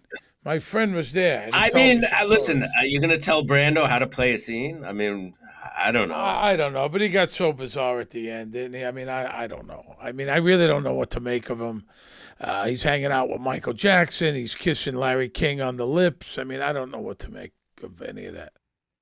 He taught an acting class towards the end that Michael Jackson was in the class, and it was, I know someone who did the class, and he just let in a very weird, random assortment of people to do this class. I think Sean Penn was in the class too, just sat in on it or something. But also Brando was a big ham radio guy. Like he would be on, which all night. Before he had the internet, there was ham radio. You'd communicate with people all over the world, and he was really into that. I think he would disguise himself and talk to people all around the world, which is interesting. So he got a little bizarre there towards the end. Baseball field. So Sophia's on the field, and Bobby walks over, goes, "Get your jacket. You're going to catch a cold." She goes in the car, and she sees the cake, which says, "To my doll face, always Bobby." It's their anniversary, him and his dead wife, Karen. And his daughter, Sophia, sees the cake in the back seat. Right, which is a very disturbing thing, I think, for the kid to see. I've got to think so. That's a little bizarre. Bobby's in deep mourning still. He's not over this. He's trying, but he's not over this. He is not, and that cuts to the cemetery. Bobby at the grave saying, I miss you so much. I'd be with you right now if it wasn't for the kids," which I think he means. I remember shooting that. I remember there was a lot of cakes. Numerous cakes, and you bury the cake. Bury the cake. It's kind of bizarre thinking about that you're burying the cake. I've never heard of that. No, me neither. And it was, the headstone was styrofoam. You know how they make it, and yeah. Hey, listen, Bobby was deeply in love with Karen. Deeply. He loved her a lot. The Averna Social Club. Tony meets with Carmine and Johnny. They want 40% of your HUD business. You know what? Because I bet on the other thing, you think you're entitled to reach into my pocket. That was a gesture of goodwill, which it was. This is this is a big squeeze. 40% they're asking for. Absolutely. And it's all Paulie Walnut's fault. Correct. We share Zellman. Therefore, any of the fruits of Zellman we're entitled to. Ralph, where's your appointment on this thing? He misses his drops this week. I don't know. You tell me. Tony, of course, almost has convinced himself that he didn't kill Ralph. Yeah. They really are shaking Tony down for 40%. Johnny Sack, who Tony thinks is his friend, is not his friend. Johnny Sack is Johnny Sack's friend only. Yeah, exactly. At the end of the day. Music is Prima Donna by Jerry Vale. You knew Jerry Vale, right? Yeah, he was at my wedding. Did you know him? He was at my wedding. He was at your wedding, really? Yeah, Did he sing at your wedding? No. There was a comic named Joey Villa who was a friend of mine, and he brought Jerry Vale as his guest. Wow. So I have wedding pictures with Jerry Vale as the guest, and then I also did his son, Robert Vale, who I love to death, worked with me at the Riviera. He was a stagehand, and I really like Robert. And I also did a thing for The Tonight Show, a correspondence piece, where Jerry Vale came out and sang a Christmas song. Wow. He's a nice guy. He was a big star at one time. Big star. Jerry Vale, right? Italian. My grandparents had his records. Both my sets of grandparents had all his records, all the Italian Neapolitan songs, and he did a lot of that, right? He was one of those guys, Jerry Vale, and you had, Al Martino, of course, and Jimmy Roselli, and Julius LaRosa. Roselli, yeah. Though I think Jerry Vale was kind of the biggest of them. Jimmy Roselli later on became really big, but Jerry Vale was a bona fide star, yeah. And I got to know him, and he was a very pleasant guy, and like I said, I liked his son a lot. I remember his son, motherfucking Pat Cooper, because Pat Cooper got smart with Jerry. That's why you love him dearly, probably. Well, maybe. This Pat Cooper fella, he spreads horrible mojo and juju to everyone he comes in contact with. Everyone. Bad juju. Just a bad cat. That's it, Not like some of the people. It's like all the people. Okay. That's enough of that. Bobby's house, Bobby, Janice, Bobby Jr., they're sitting down to dinner. Janice, the steak with the toothpick is daddy's. He still likes it mooing. What's a bloomin' onion? Do you know? Bloomin' onion, yeah, it's great. The big deep fried onion. You get it at Outback. Like a white onion? Yeah, big onion, but it's kind of peeled. And then it's all deep fried. Like a French fry. Yeah, and you put it in like ranch dressing or blue cheese or something like that. Good. Very popular at Outback. Yeah, it's very good. Outback Steakhouse, he likes it mooing, so he likes it very rare, which I do not like steak rare at all. Bobby. How do you like it? I like it medium to medium well, somewhere in there. Yeah. When you ate steak, Tony Sirico likes it medium well. Not medium, not well. That's what he says when he orders a steak. Not medium, not well. Medium well. Well, somewhere in there. How'd you like your steak when you ate steak? I used to eat steak medium rare. Medium rare. Do you like steak tartare? Yeah. I like tuna tartare better. Steak tartare is all right. Yeah, I used to like that. Yeah. It's raw meat. Okay. I don't, the raw steak with the blood in the dish doesn't do it for me. It depends on the steak. Janice is trying to be a mom here. She's trying to be a wife and a mom. She's really, she's going out of her way. Her intentions seem to be good. She brings up Outback's profitability, and Bobby just is tuning out and leaves the room there. She says, try the mushrooms. I don't know what they do to them, but they're delicious. Bobby gets upset. He goes upstairs to his room. He's laying on the bed. What are you watching there? Do you remember? I don't know. Yeah, I don't know I didn't even know what it was. He's upset. It's his anniversary. She's questioning him. She's giving him the third degree. What did you do with the cake today? Your daughter said she saw it in the back of your car. She told me about it when I picked her up from practice. I took it to Janice Graves. I buried it. Today was our anniversary, 14 years. I wish you would have told me about it before I picked up the Outback. The sides alone were $30. Now she's playing the victim to make you feel guilty. How often do you go to the grave? Your grief is upsetting her and getting in the way of her, kind of messing up her life because she loves to. She's a real manipulator. Oh, I mean, she is the master manipulator, and then basically she calls you a coward. Yeah. She gives a whole thing about grieving and her experiences and on and on, and she's laying the guilt trip on him. Now we're at the Averna Social Club. Johnny and Carmine are eating dinner.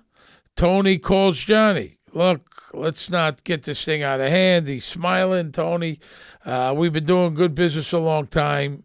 He takes the high road, Tony. He said 40% is not going to happen, and we know it. I'm willing to go 5.5. Not big acceptable. And they hang up. They don't come back with, well, give us 20. They just hang up on him. Nasty. And then, part of them is like, part of their thing is we're one of the New York Five families. Jersey is like Philly Attardo calls it the pygmy thing out in New Jersey. You know what I mean? It's like they kind of feel like the Soprano crew are like the minor league baseball team, and they're the Yankees. Oh, for sure. Oh, yeah, for sure. Yeah. And Carmine calls Joe Peeps over. He says, I want you to pay a visit to this Polak. Tony Soprano's been doing phony house appraisals. He wants him to go smack their appraisal guy around. That's the guy that helped them with the HUD, you know. Bobby Jr.'s room. Sophia wakes up Bobby Jr. Why did he get her a cake? And the two kids are terrific actors. Yeah, they're really good in this episode. They're really, really good. And why did he get her a cake? She died. Nikki maybe from for the school, nuns, he says. For the cake. Nikki from the school nuns. said, Mommy's ghost going to come back and haunt us. I could smell her hair. I feel bad when she says that. Sometimes I'm walking down the way, I could smell her hair. Young girl needs a mother. I mean, what is she, 9 years old, 10 years old? See, that's a tragic thing. Have you, I don't know if I've asked you this because we have touched upon it, but have you had any experience with ghosts? I don't believe in ghosts. But so you haven't had any experience with them? I don't believe in ghosts. I know you do. I do not. Well, I've had experience with them. What happened? I've seen ghosts. What do you mean? I've seen Where? a ghost at the Chelsea Hotel. Now, what did the ghost look like? The ghost looked like a woman dressed in turn of the century, late 19th century clothes. And was she was at the end of the hallway. Was she transparent? Like transparent? Like that? Like kind of, yeah. You could see through her? Not see through her, but not so solid. But I was not the only person who saw this ghost. And it turned out that this woman, I think her name was Mary, committed suicide in the Chelsea Hotel. Her fiance was coming back from Europe on the Titanic and died. And she was supposed to meet him there in New York when the Titanic docked. And she found out that he went down with the ship. And she hung herself in one of the rooms. Now, where were you? Were you walking down the hallway? I lived on the 8th floor. Okay. I lived on the 8th floor, and I was coming off the elevator, and she was by the stairs. Did she say anything to you? No. Say, I loved you in The Sopranos? It was before The Sopranos. This was 1996. I loved you in Goodfellas. Spider. Did she say Spider? Now, no. Were you high at the time? Were you inebriated? Did you take any foreign substances? Many people at the Chelsea have seen the same person. But I didn't know about it then. Okay, I'm asking you a question. I didn't know. I had no idea there were sightings of this person. Were you drinking? No. Okay. And is that the only ghost you've ever seen? Well, I've been contacted by a few that I didn't see, which I won't go into because I can't talk about those experiences. And when you say contacted, they text you? Okay. You want to make a joke about these things. No, they text me. They have iPhones. Okay, how did they contact? I can't go into that. I'm telling you. I can't say how, but I've been contacted. So you believe in ghosts. You've seen a ghost. I've never seen a ghost. If I saw a ghost, I would tell you I never seen. Yeah. I never seen. Maybe because I live in newer apartments. Maybe if I lived in an old place. Maybe, yeah. You don't like the old. I like pre-war stuff. Yeah, you don't. I've never seen. The Chelsea is a weird place. I mean, Sid Vicious allegedly killed his girlfriend there. People have died, commit suicide, OD'd. I mean, it has a long storied history of kind of eccentrics and artists and. Now, why did you like living there? I always liked that place. I had a lot of, I lived on the same floor as Herbert Huncke, who was a contemporary and one of the inspiration to Ginsberg and Kerouac and those guys. And did you meet all these people? Did they congregate in the lobby? You have a drink at the bar? Yeah. So you got to know a lot of these people. The last time I saw Herbert Huncke, I got him a cab. He was very frail towards the end. And I got him a cab. I helped him get in the cab, and he looked at me. He said, "Thank you, Michael. Someday I'll do the same for you." Okay, maybe as a ghost. He was quite a character, that dude. Yeah. I don't think, I could be wrong. I don't think I would fit in at the Chelsea Hotel. You never know. I don't know if it's my scene. Leonard Cohen, I'm a big fan of. He lived there for quite a while.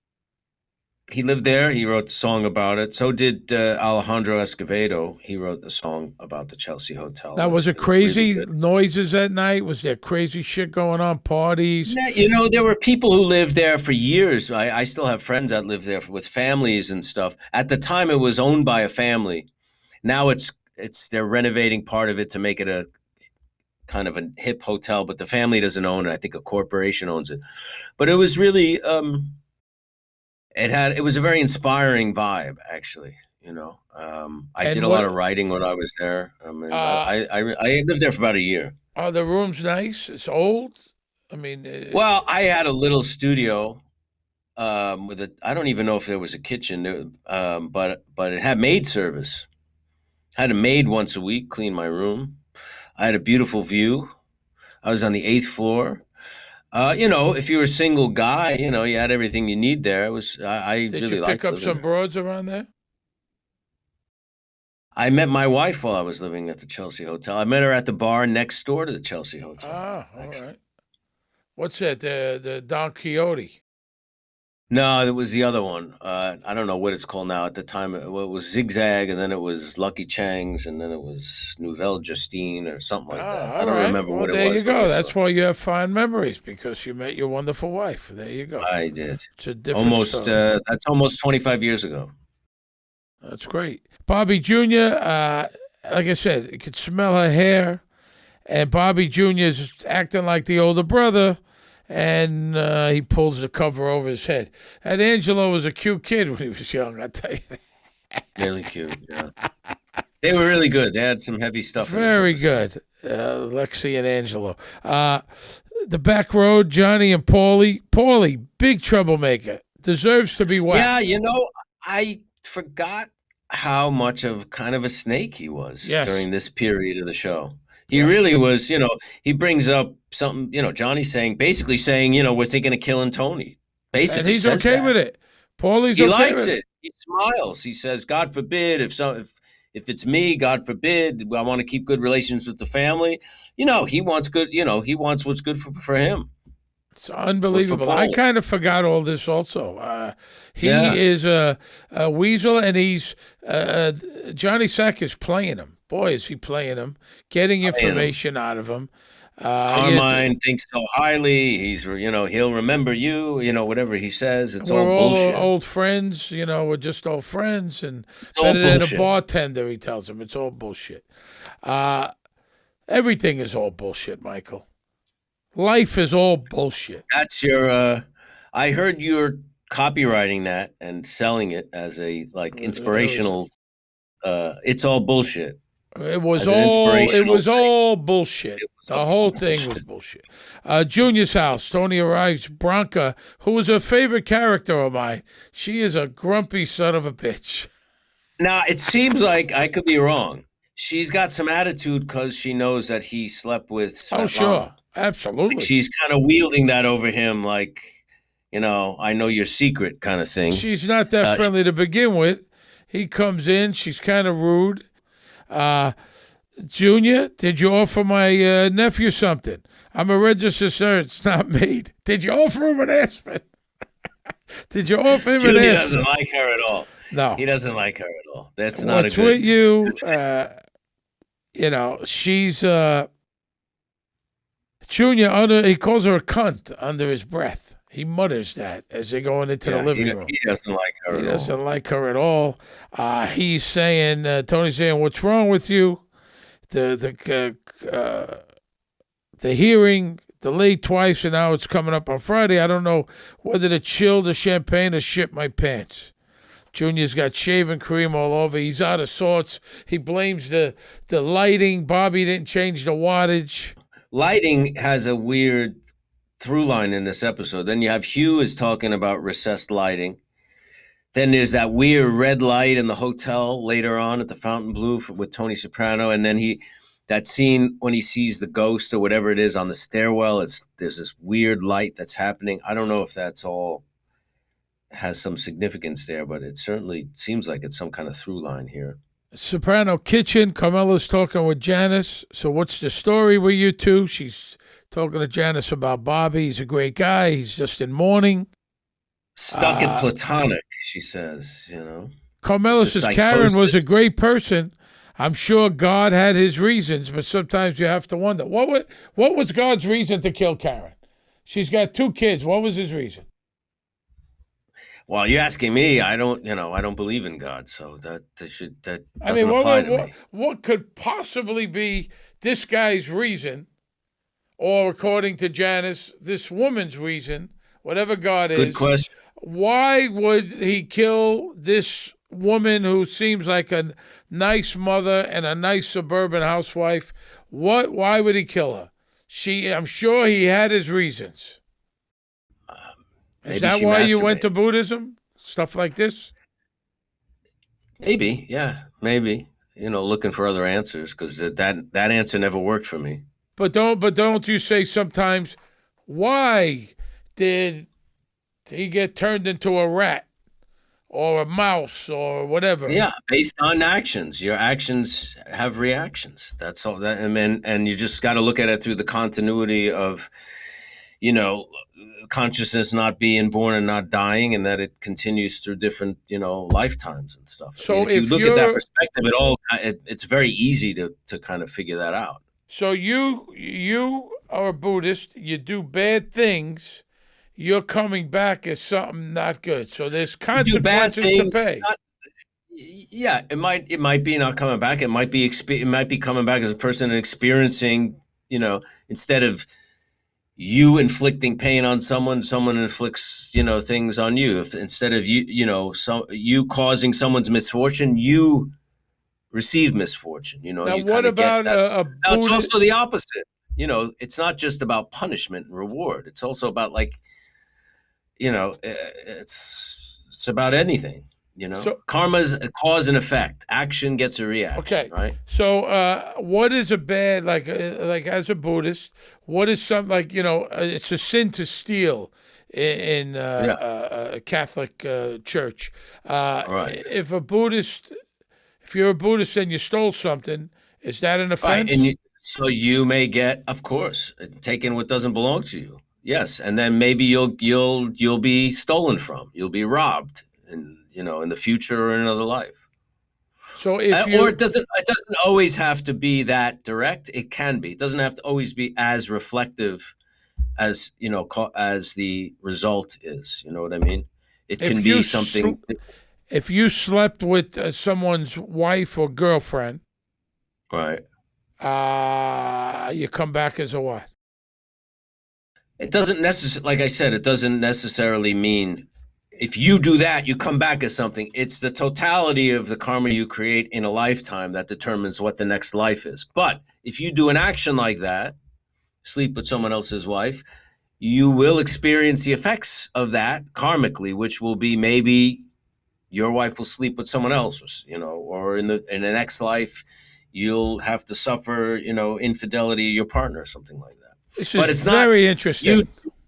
If you do something wrong, it doesn't immediately turn into your next life. It's at the time of death. Basically, whatever whatever you're carrying into the next life, that determines it. The totality of what you've created. Kind of like this. I kind of like it in a way. Well, it kind of makes sense. I mean, then a lot of people have a hard time. Well, here's when people have a hard time, right? Here's a really rough example. So you have a kid who's 1 year old, and it's a completely innocent child who has some terrible disease or cancer or something and dies or something, right? Mm-hmm. I mean, I've been asked this question. Why? How could that happen? Well, obviously, the kid didn't do anything wrong. So, but if you look at it in terms of previous lifetimes, maybe in a prior life, whoever that being was before did something bad. Oh, man. I mean, unless you have a better, if you say God, heavy. I mean, that's heavy. Well, I mean, how do Catholics think of something? I don't know. This is a perfect example. She's saying, I'm sure God has his reasons, but sometimes you have to wonder. I'm asking you, what could be the reason? That God wanted to leave these two kids without a mother. I mean, why? I don't know. Right.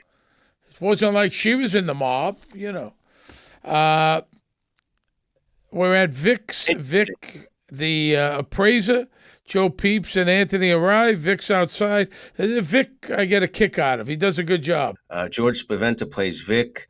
Yeah, Vic has white socks on, which I think is a really interesting detail. It's great. Vic takes a couple of beatings in this episode. He doesn't have an easy time of it here. They rough him up pretty good in both these scenes. It's going to be tomorrow. Joe Peeps tells him 9 o'clock tomorrow. Get ready to work for Johnny and Carmine. You're coming to work with us. He hasn't been answering phone calls. He pays the price, the poor guy. With the Satrials, Tony, Silvio, Paulie, Vito. You want me to pay a visit to Johnny Sacks, guys, Paulie says. And Paulie, to turn it in, all due respect, T, throwing your appraiser a beating was a provocation to you directly. He likes to twist it. Well, think of what he's doing here. He's basically egging Tony on to cause trouble, knowing that they're considering killing him. Yep. Which he heard from Johnny Sack. I mean, I really forgot that he was this conniving. I always think of Paulie as the loyal soldier, which is not, it's not the whole case. Certainly not here at all. Vito says Vic is scared. Nobody knows where he is. And then he's saying, nah, these guys, New York doesn't want a separate thing because they're pretending they want their own HUD thing going on. That's not what they want. They just want in on our thing. Yeah, Paulie's certainly stirring shit. And then they wait for Paulie to leave, and then he asks Silvio, have you talked to Beansy? See if you can get a meeting with Carmine Jr. Don't let anyone know. And they wait for Paulie to leave. It's very obvious. There's Tony's kind of onto him. The process of elimination, he's realizing that it was Paulie which started all this, the fat ass. The mole on the fat ass. Mole, and they bring that up later and says he knows that it's, he's like, well, he was in jail when all that went down. And Tony's like, what? They don't visit people in jail? And he to his credit, he knows exactly what's going on. Tony. The mole on Jenny's ass. Soprano dining room. Stuffed artichokes. You like stuffed artichokes? I love artichokes. My mother makes the best stuffed artichokes in the world. Another dish that, if it's not done right, it's garbage. Not a complicated thing, but if it's not done the right way, it's inedible. I love when artichokes. It's done good, it's fantastic. Yeah, it's hard to get good ones, but like you said, certain restaurants make really good ones. I love Hugh. He says, you're not Italian if you don't like artichokes. And AJ says, what? So Mike Piazza eats nothing but artichokes. AJ's being a smartass. Now, in the scene when Carmela and Janice earlier were talking about Bobby, she tells AJ, the Bacaleries are coming over. Don't make plans with Devin or your other friends. So he's already warned and he doesn't like it. He said the kid's like 11, okay. AJ's being a smartest. Bobby Jr., it looks up to him, like you do when you're young like that. He's laughing. Bobby Jr.'s playing along. Bobby's got to warn him, Devin arrives. Carmela gives a very dirty look to AJ. Not happy she's there. Oh, I didn't see that. She does. Yeah. She looks at AJ. She asks Devin, would you like something to eat? She's not happy. Beansy calls Tony. It's all set for Tuesday. We'll meet down here. Beansy's getting a massage. Another just great soprano detail. It's like he's not just sitting at home on a chair. You know what I mean? He's getting a massage. I loved Hugh. She tell you who I saw at the hardware store, and then Mary's like, oh, God, you got to talk about every person. He says it was Connie Francis looking at recessed lighting. Famous for that song, Who's Sorry Now, which is the title of Joey Pants' biography. Did you know that? Oh, no. Joey Pants' biography? Yeah, it's called Who's Sorry Now because his mother used to sing that when things didn't go his way or something like that. But is that why they mentioned that, or they mentioned it because of Connie Francis' song? No, I don't think they mentioned. I don't know if it was written at that point. She asks the kids. The kids are sitting on the couch. She says, "Where's AJ?" He's upstairs. She says, "Come with me." Opens the door. AJ's being a very rude dick. He's being a dick, this kid. Really rude. I mean, listening to Coldplay, making out with his girlfriend. And now he's like, now what am I, daycare? He's very rude, very disrespectful to his mother and father. Jesus Christ. Tony's on the phone with Silvio. She's saying you have all these games, play with him. He's playing with the Ouija board. You know, have you done that? Silly. You believe in the fucking Ouija board? You push your hands. I've had some heavy experiences on a Ouija board. Heavy, you know, I'll tell you the truth. I've never told anybody this ever.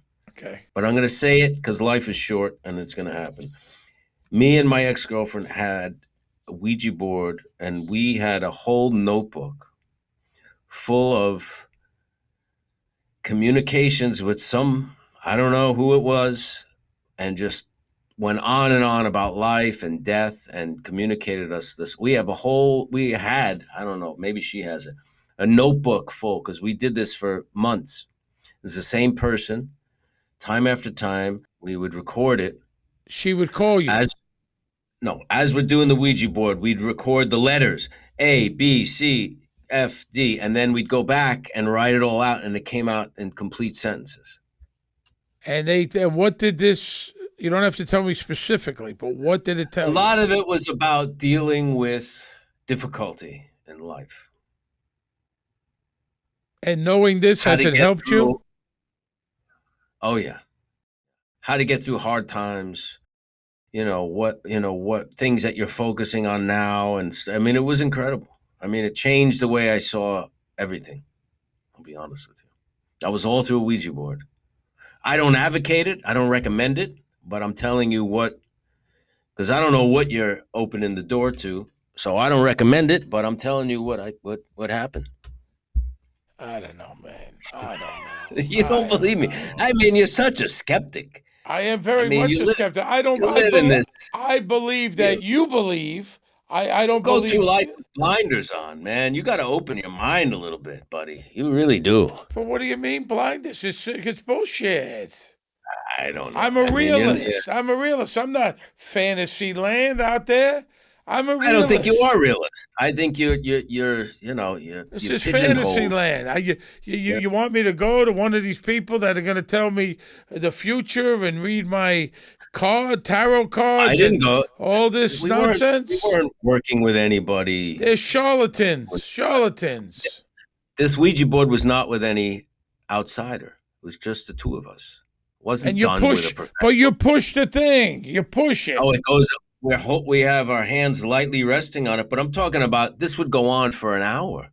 Then we go back and transcribe it. Letters, B, D, C, G, F, F, moving around like crazy. And then we transcribe complete sentences, pages of notes, pages of communication. And you weren't high?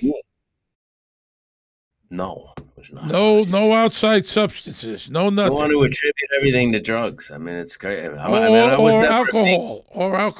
I was sober. I don't think I have blinders on. I think I'm a realist. I don't understand all this. I'm older than you, and I don't think I understand it. I've never seen a ghost. I can't explain it. I've never seen a ghost. I've never did the Ouija board. I never had anyone say all these. You got these psychics that they most of them contact the dead and all this nonsense. I don't believe in that. I think most of those people are. Didn't you have an experience with something? They said there was a can with the money in the backyard, right? Did I? Yeah. The can something. In the money. Was there money? No. There was no money. The whole thing turned out to be bullshit. Somebody called you. They were talking. They're trying to contact you. The dead is trying to get a hold of you.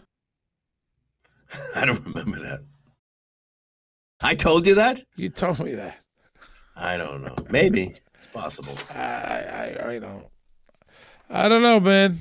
AJ's room. It's time to. I'll tell you what I'd like to do. I'd like to meet I'd like to get a psychic. That talks to the dead, and there's people that have died that I don't fucking like, and I like to motherfuck them. I'd like to do. I'm sure I'd like can, to go I'm sure see you a can find the psychic right- and say, you know what, Joe Blow, he could go tell him I didn't tell him when he was alive. I'm telling him now. Go fuck yourself. You bastard. Good for you. You fucking died. I'm glad you got hit by a fucking truck. You I don't think it works that way. That's what I'd like to do. Okay. AJ's room, they sit at the table. They're holding hands with a candle in the middle. AJ, I see a gray mist, specks of light. He's teasing the kid. The kids are scared. They're very serious. Their eyes are shut tight. Devin's smiling, you know where this is going. And AJ gets a sponge and, squeezes it on top of his head. There's water. They're screaming, you're a sea captain. It's raining. They scream. The poor kids got really scared, Yeah, I've never been to a seance. That I've never done. Oh. Well, why don't you do it? You've done all these other ridiculous things. I don't know. What ridiculous thing? What ridiculous all these thing things you do? I don't know. What, seeing a ghost? I didn't intend to see a ghost. You didn't see no ghost. You didn't see a ghost. What did I see? I wasn't the only one. Anything. I told you many people have seen this. And they've seen her, and she's wearing the same clothes, or she changes clothes. Exactly, in the same place, in the same clothes. All the Several time. people. It's in a book. It's in the book about. And did you say? Did you get scared? Were you paralyzed? Did you go? Terrified. Were you shaking? Terrified. Did you say anything Absolutely to her? Terrified. Hey. No. Nice to meet you. No, You see Casper around? Casper? No? Okay. I don't know. I've never seen a ghost. Maybe, you know what? Maybe when I leave here, I might see a ghost walking down this block. Maybe I will. I don't know. I'll let you know. You'll be the first phone call. The kids are really I'll tell you scared. something else, and I don't have proof of this, but there's been several people I've met in my life that in hindsight, I think maybe were not human and maybe were some kind of ghost or, other dimensional beings or something like that. They weren't just regular people or something. I don't want to elaborate, but I do believe that. Do I know any of them? No, I don't think so. No, they're not people I got to know. They were just brief encounters, let's say. So you think they were like aliens or ghosts? Not aliens, no. Maybe a ghost or maybe some kind of interdimensional, maybe time travelers. I don't know, from the future. I don't quite know what to say. I'm going to continue. Neither do on. I, man.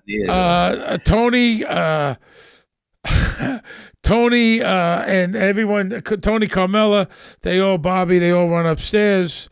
Janice, the kids are scared. Carmela apologizes. Tony throws Devin out, tells her, you leave. Get out of my sight. I would have been more pissed at AJ. They let this kid get away with a lot. I mean, he just flat out. Yeah. Very out. Sadistic. I mean, what are you doing? What is he doing? His mother just died. Mother just died. This is a funny scene. Vito and Larry chase down Vic. Larry tackles him. Vito comes a-running. He's sprinting down the street, Vito. He's running and gets, smacks this guy bad hard. And he's very nimble. Vito's very nimble, as big as he is. Well, he was an athlete, wasn't he? Yeah. He was a good athlete. Yeah, very good athlete. I think he played hockey. I think he played softball. He was a good athlete. But, that was the old Vito when he was heavy, and he was very nimble. Good scene. Funny scene. The Loews Cineplex. I remember shooting this. We were at the mall. Where was that? Jersey? I think Short Hills. Could be wrong. Short Hills. But it was in Jersey.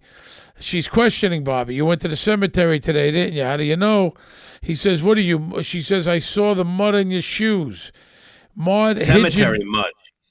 Not just mud. Cemetery mud. Marge Higgenberger. Higgenbender, whatever he calls her. They're talking about CSI, right? Marge Hellenberger. I got to get permission from you. There's the grave and the funeral. It's never ending. She's all over him. Did you even pay the bill? I'm not going to pay the bill. Son of a bitch put an extra 15 pounds on Karen when they did her up. Very morbid. Dispute with Bill is morbid. But people clingy. are very morbid. You know, when you go to the funeral parlor, hey, he looks good. Doesn't he look good? Oh, they did it. They made him. Oh, he looks mother. Doesn't my mother look great? You know, she's laying in a coffin. That's a big thing. It doesn't even look like her. You know, I mean, this open coffin thing to me is barbaric. It's barbaric that people have to go to a funeral and see that. No, it's her. I don't. I feel it's barbaric. I mean, honestly, and you know, we've talked about it in the past where they take pictures. You know, families take pictures of them dead. Not anymore, do they? Still? I would imagine so. That sounds like an arcade. The other night at Tony's, your kids were trying to contact Karen on a Ouija board. You know, she's my wife. Well, she's dead and I'm here. He tells her to shut the fuck up. Shut the fuck up. Yeah, he don't like hearing that. That's she went a step too far for Bobby. Bobby is pissed off. Really pissed off. Soprano house. Svetlana calls Tony. I shot the sheriff. He's listening to Clapton, which originally written and recorded by Bob Marley. It's the better version, I think. The Bob Marley version is better. I'm just receiving the brooch. I want to thank you. Whatever between us, it was nice too. Now, was that the same? That's the same brooch he gave to Valentino, but is it that exact one? No, Did Valentina keep I think he says later on he buys them when he eases out the door. First of all, right, did she take it from him, Valentina? Did she give it back to him? I don't remember now. I don't remember if it's the same one or not, but I got to tell you, it's very ugly. I mean, that's like for a horse I think it's player. the same one. I think Valentina didn't accept it from him, and now he's recycling it. I mean, it's not nice. It looks like I mean, it looks like for a horse player. What is that? That reminds me of, you know, they have the ring like that, the horseshoe and diamonds. Yeah. Like horse players have that. You know, what the hell is that? It's very ugly. You know, things happen and life goes on. She blows him off. He says, if you ever need anything, call me. No bones about it. She blows him off. But she does say, I'm going to keep it. Don't worry. She knows the value of it because it's diamonds. She's not stupid. These things happen and life goes on. Well, if you want to talk, if you need anything, no, it's all right. Thank you for the brooch. Yeah. Yeah. A flat out blow off. Tony in Melfi's office, I broke a woman's heart, told her I couldn't see her no more. You know what? This is bullshit. She said I was high maintenance. He admits to her. He admits to her that first he's trying to cover up, you know, I broke up with her. I give her the pin. I do that when they ease them out the door so I could slip away. And then he admits to her. Well, he says, I cut off the affair. No, first he says, I cut off the leg. And then he says, what am I saying? I meant I cut off the affair. And then he admits this is all bullshit. She gave me my walking papers. And he is pissed. And this is after all the time and all the money and all the fucking Prozac and the fucking cocksucking motherfucking dream interpretations. I mean, he is pissed. He's blaming Melfi for the fact that he got rejected by Svetlana. Of course. Which is hilarious. Because he's really, high really maintenance. scary. She told him he needs to be propped up all the time. She can't do that. And then he tells Melfi, I don't want to do this anymore. I appreciate everything you've done. She's trying to say, come, you know, one more time. You know. Yeah, she's talking about, you know, don't you think now that we've gotten a handle on the anxiety attacks, we've gotten a handle on the depression, now the real work can begin. And he's just like, listen, I'm a fat fucking crook from New Jersey. What real work? What am I going to get at the end of the day? You know, no one appreciates what me going here. He says I'm a miserable prick. You'll get another mortadell. We'll give you $300. You know, Jim used to always say, especially later on, he was getting grumpy in real life. He'd always go, I'm grumpy. The older I get, the grumpier I get. I'm just a grumpy old guy. He liked, who's the guy that he did the play with? Jeff Daniels. Jeff Daniels. He said Jeff Daniels was grumpy like him. He says that's why we get along so well. He's grumpy too. Jim says as he was getting older, he was just getting fucking, you know, everything bothered him. I could understand. At me, at 63, I'm very grumpy. It says more than at 43? I wasn't that grumpy at 43, if you remember. I don't really remember. Maybe I need to go back to drinking and carousing, and I would not be as grumpy because I haven't been doing either. You're not of those blowing off enough steam, maybe. Maybe that's it. I'm backed up with fucking steam. Janice's house. Janice sends Bobby Jr. a message, which is insane here. She's sending this 11-year-old kid. Vlad refers to Dracula, right? Vlad the Impaler was the real Count Dracula. 666 is Satan, which somehow connects to Ralphie. I mean, this is a very, very sick thing. And he says, who is this? She says, rising damp. Rising damp is a masonry term and refers to unwanted moisture that kind of affects the structure. The structure gets penetrated by moisture that rises from the ground up. But later on, we see Tony in the dream. He's there for the masonry job. Yes, this connects to that. She tells Bobby Jr. go in the den, the old cabinet, the third shelf, and then she watches with binoculars. She watches the light go on. Twisted she's behavior. Crazy. Come on, she's insane. She's a murderer. She's a murderer, for Christ's sakes. Flat out murderer. Right. I mean, what else are you going to say? Tony arrives in Miami. Beansy gets out of the van. Beansy had said he's got his stepdaughter with him. They go to the Fountain Blue. They look a little hookery. Don't the girls look a little hookery? I mean, that's his stepdaughter. It seems like, is he dating his stepdaughter? What's the deal going on there? Because then they're out with her and her friends. It looks like they're going to hook up. I mean, it's very bizarre. I don't know what's going on. One girl they look a little hookery. One of them, for sure. I don't know. He stays at the Fountain Blue. We did our show. The Conversations with the Sopranos. Great hotel. You know, I'm down the street from there right now as we record. I love it there. I like that hotel a lot. Yeah. Right now. Phil Goldfarb. You know what they shot Phil there? Goldfarb, he runs it. He's a good guy. He runs it. Yeah. Goldfinger was shot at the Fountain Blue. Scenes from Goldfinger. I think when they find the girl painted in gold. I think that was at the Fountain Blue. So was Scarface, his famous scene in Scarface with Al Pacino and Stephen Bauer. They've seen them together hanging out at the pool. Tony Rome was shot. Frank Sinatra's movie was shot at the Fountain Blue. Yeah, they remodeled it a number of years ago, and when we did our show, it was that old showroom, and we didn't spend much time there, but we had beautiful suites and. It's a nice hotel, man. It's a nice place to stay. Nice. Beautiful round bar in the middle. A lot going on. That's a happening spot there. And Phil Goldfarb, like I said, he's the GM, and he treated us very nice. The courtroom, the judge tells Melvoin he doesn't believe Mr. Soprano's performance, that he's faking it, Junior. Well, he says the doctors were unmoved by the findings. He was unmoved by the findings of the doctors. Basically, they're saying that he calls it a performance and that he is competent and the trial's going to go forward. And Melvoin says, no, I want a second opinion. I haven't been able to communicate with, Corrado Soprano at all. This is a big blow. And Junior is really kind of devastated. You could see his face. He's scared. He's scared, yeah. Junior. They exit the courtroom. Junior and Bobby get in the car. We'll get to a juror. We're working very hard, Bobby says. So they're working on a juror, which Tony had told Junior earlier. They found out where they have lunch every day. So they're starting to try to infiltrate a juror as a backup, and they're going to need it now. Janice's house. Janice is smoking weed. Bobby calls. This is all planned. She planned this to a T, and it's all coming to fruition. She's smoking pot, saying she's doing housework. She's listening to Roxy by the band Concrete Blonde.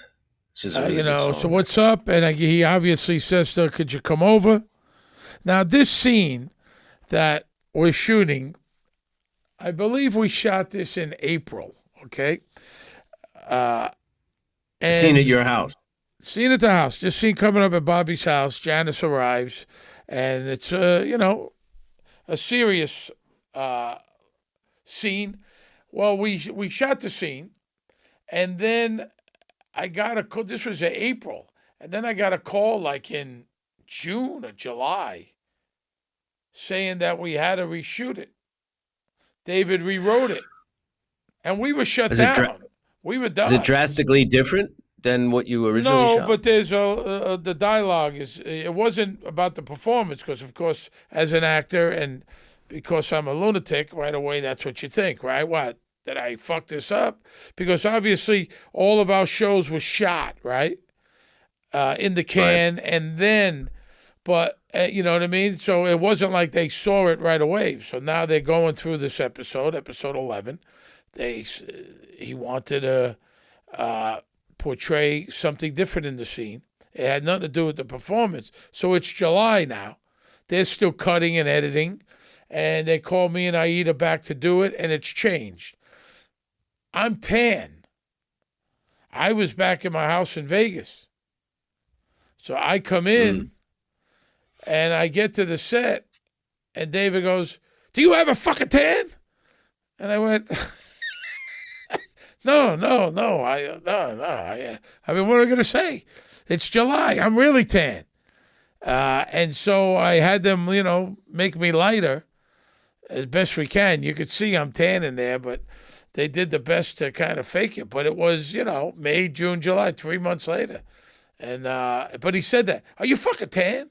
Like, how dare you?"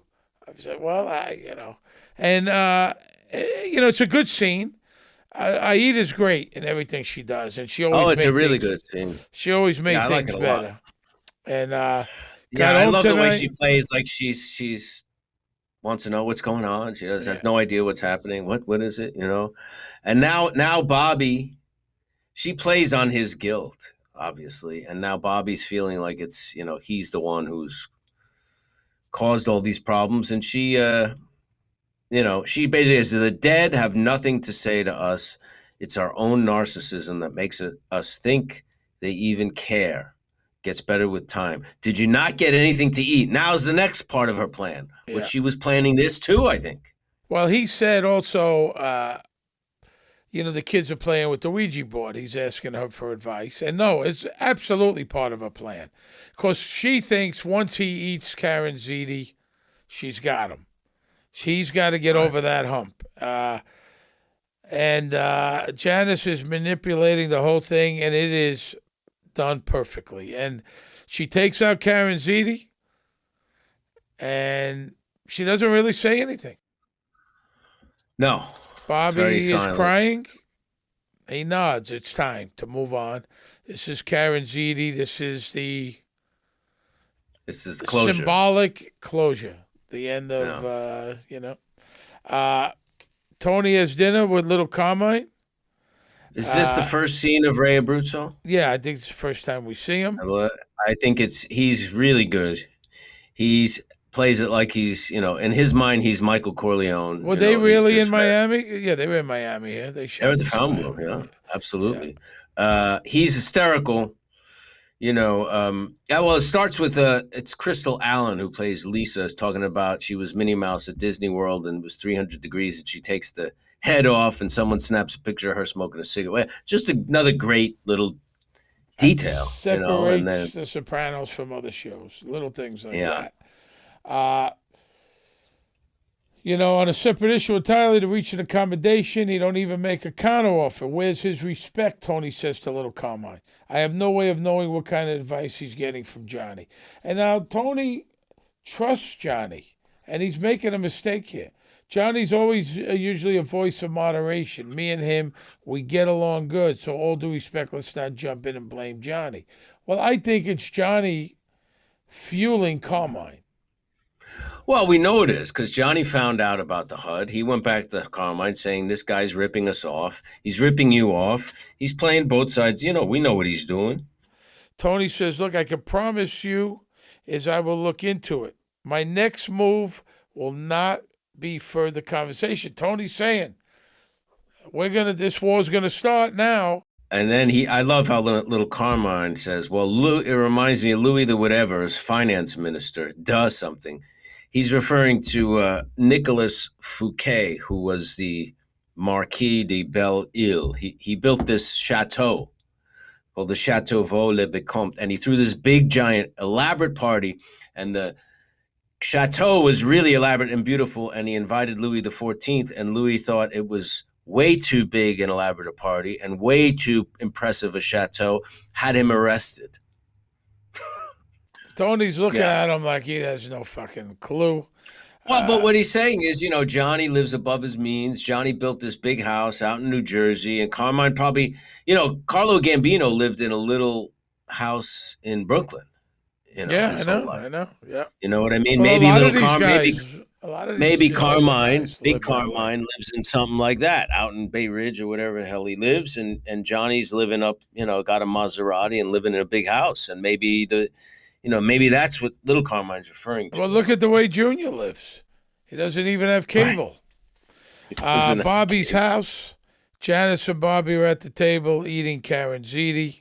And it's very ritualistic. It's very almost like a seance with the candle, with this very quiet stillness. It's almost like this. He's savoring. Bobby is savoring these bites.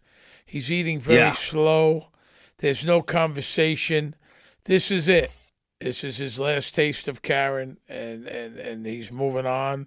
And Bobby, being the fat fuck that he is, it's done through food. So there you go. Yeah.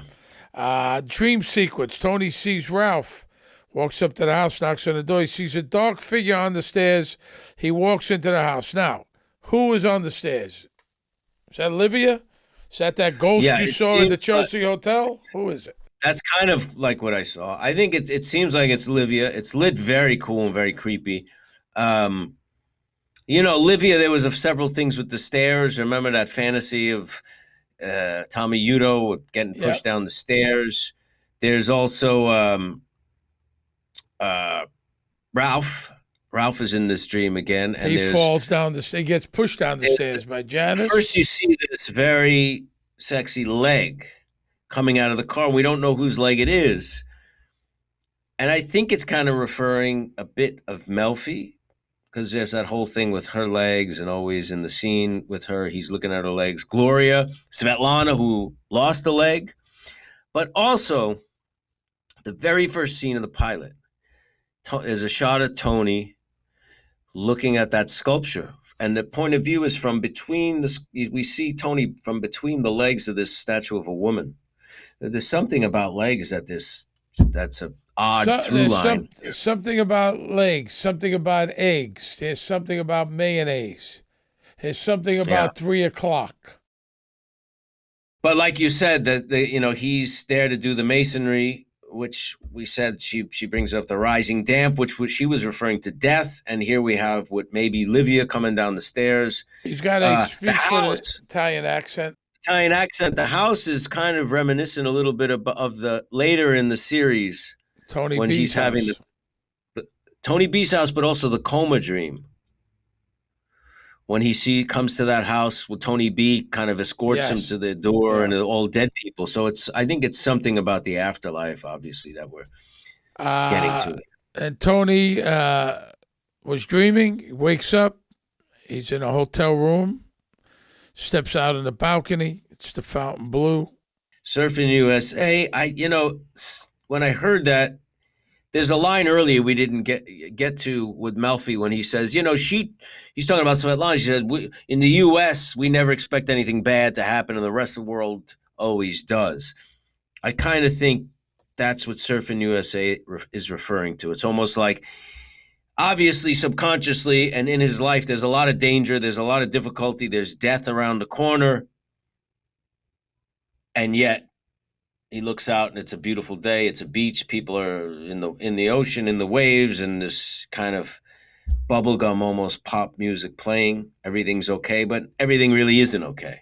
The line about people in the U.S., what Svetlana says is very profound to me, and it's a really good episode and a really well-written episode. On a side note, the Beach Boys worked for me numerous times.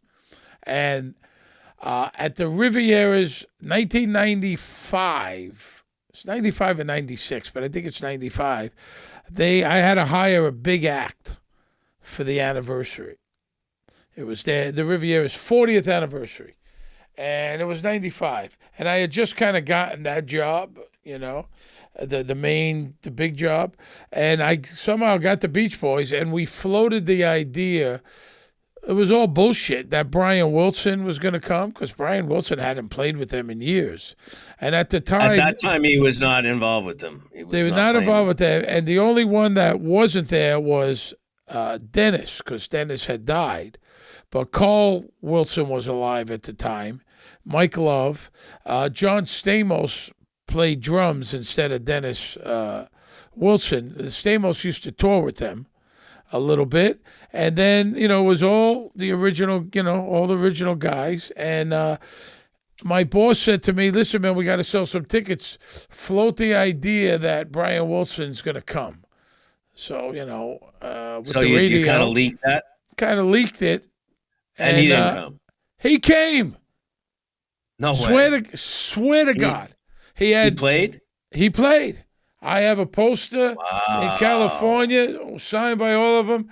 He played. They did, I think it was maybe 2 shows one night. I'm not quite sure, but we packed them in, man.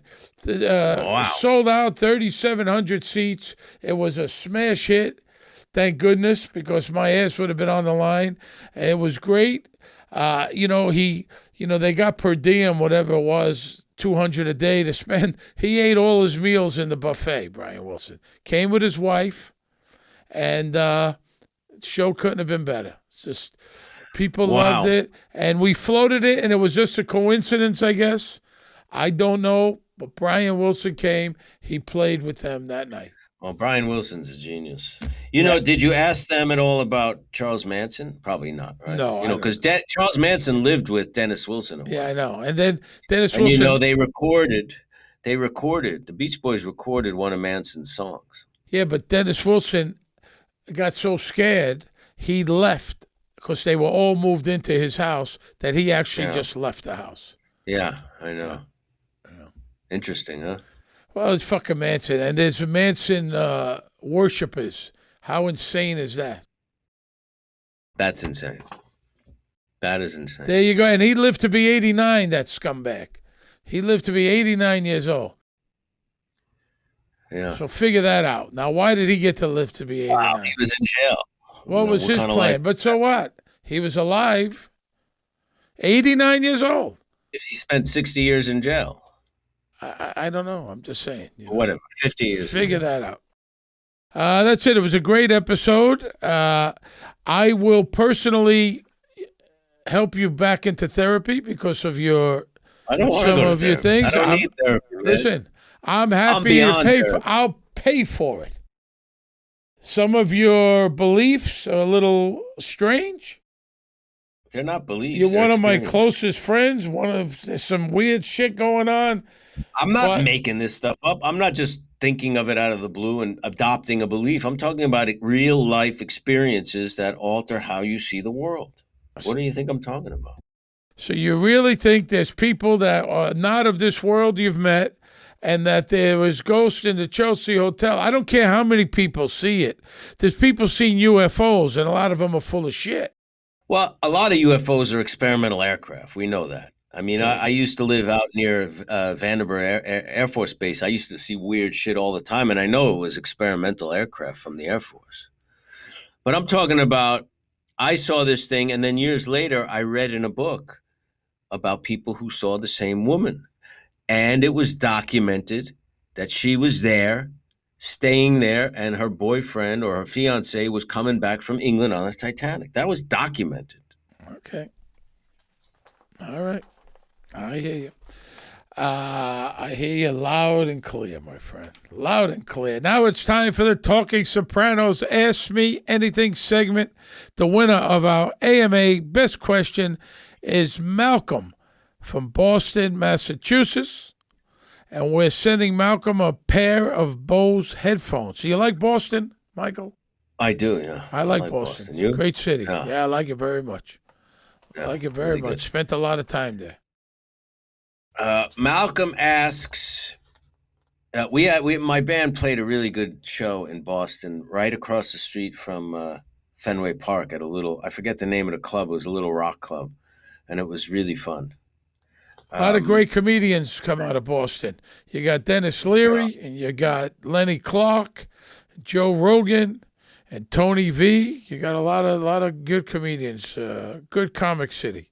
Malcolm asks, thank you for your wonderful podcast. I have watched and rewatched The Sopranos many times, yet I am still learning so much from your commentary. There you go, Steve. CP, this is educational.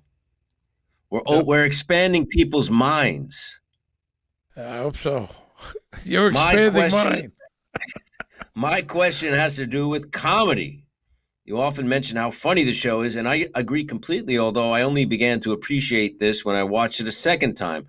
Now, when I watch it, I often find myself chuckling, if not laughing out loud. How do you explain how it's possible for a show that depicts so much violence and suffering to also be so funny? I think, Malcolm, what you're describing is the uniqueness of the show, because before The Sopranos and even after, it's hard to get that balance in a show. It's hard to, Sopranos, like you just said, that line about Americans always expecting things to go well and the rest of the world doesn't. Well, Sopranos gets profound sometimes. Sopranos explores a lot of really deep themes about life and society and the mob and crime and religion and punishment, all these things. And it shows a lot of heavy-duty violence and a lot of disturbing violence and a lot of suffering, like you say, Malcolm. And it's also really funny. And it's hard, I think, for shows to get that balance in one thing. And The Sopranos, it's one of the first shows to really do it and do it really well. I think it's been done in the movies. You look at Goodfellas, for instance, It's hilarious and disturbing and terrifying. But for me, this is how life is. Life can be very disturbing, and then the next minute something ridiculously funny can happen. I mean, we live in our life encompasses all those things. I think, how is it possible? Because of the talent of the creators of the show and the writers and the actors and the filmmakers and David Chase, wanting to make something that encompasses all of that and is more like life and has those sides. I mean, it's really attributable to their talents. Well, this comedy also, the comedy on the show is based in reality. It's not slapsticky, silly. It's not jokey. No. It's part of, like you said, it's a part of life. I mean, they take the violence very serious. That's for sure. Yeah. I don't find it like so over the top, like you're going, oh, this is silly slapstick. It's not Jerry Lewis comedy, which I'm a fan of. I'm just saying this is a lot of this stuff. It's almost a dramedy, it's and it's dark.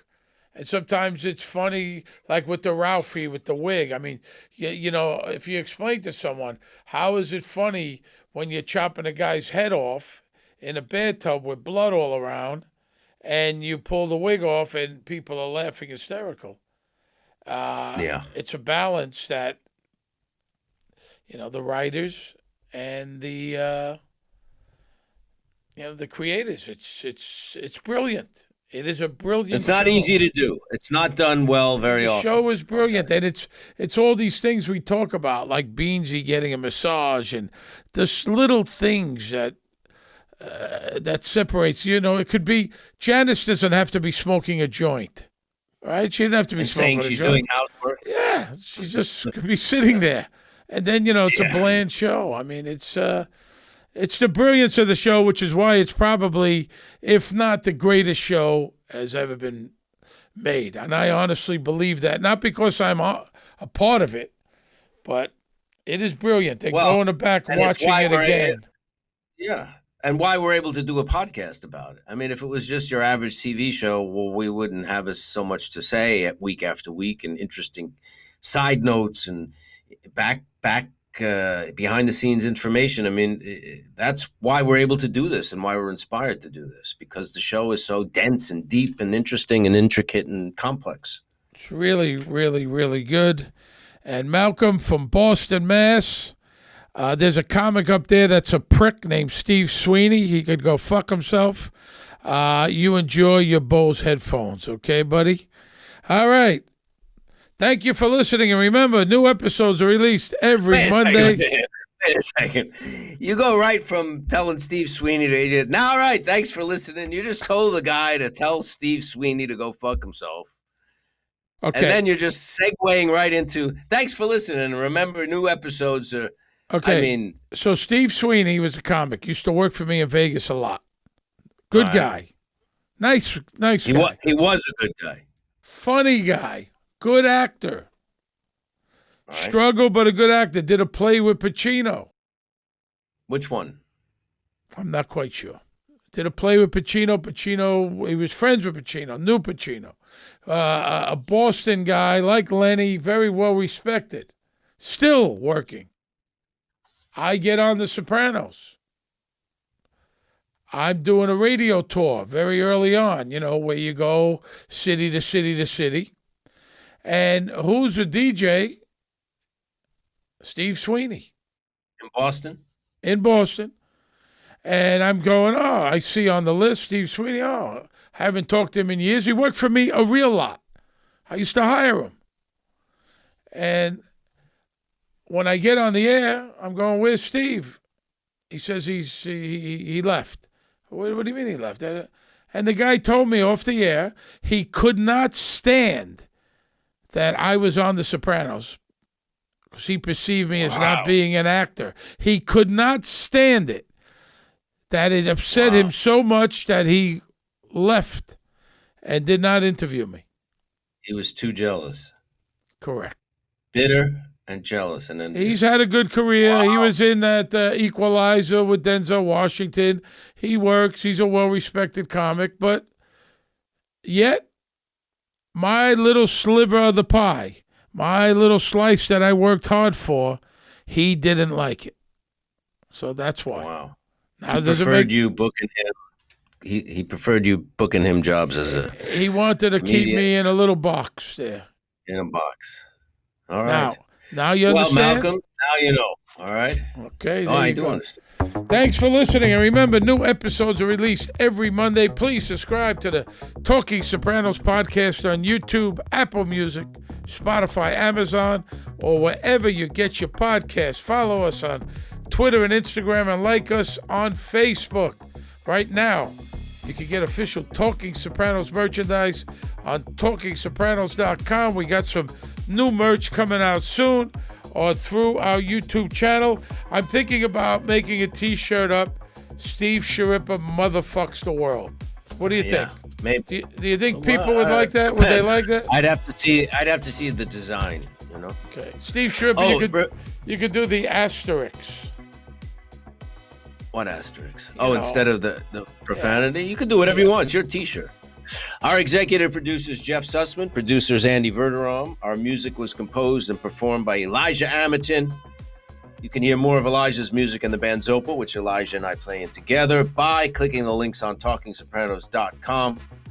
Our production crew includes Ty Verderam and Sierra Schirripa. We record Talking Sopranos at NYC Podcasting, which is New York's premier podcasting studios. Talking Sopranos is a Pod Jams production.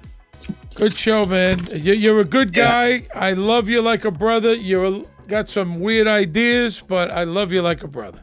And I'll talk to you next week. But I think you your worldview is kind of limited.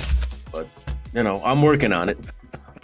I'll get you there. Don't worry. Stick with me, pal. I'll talk to you next week, buddy.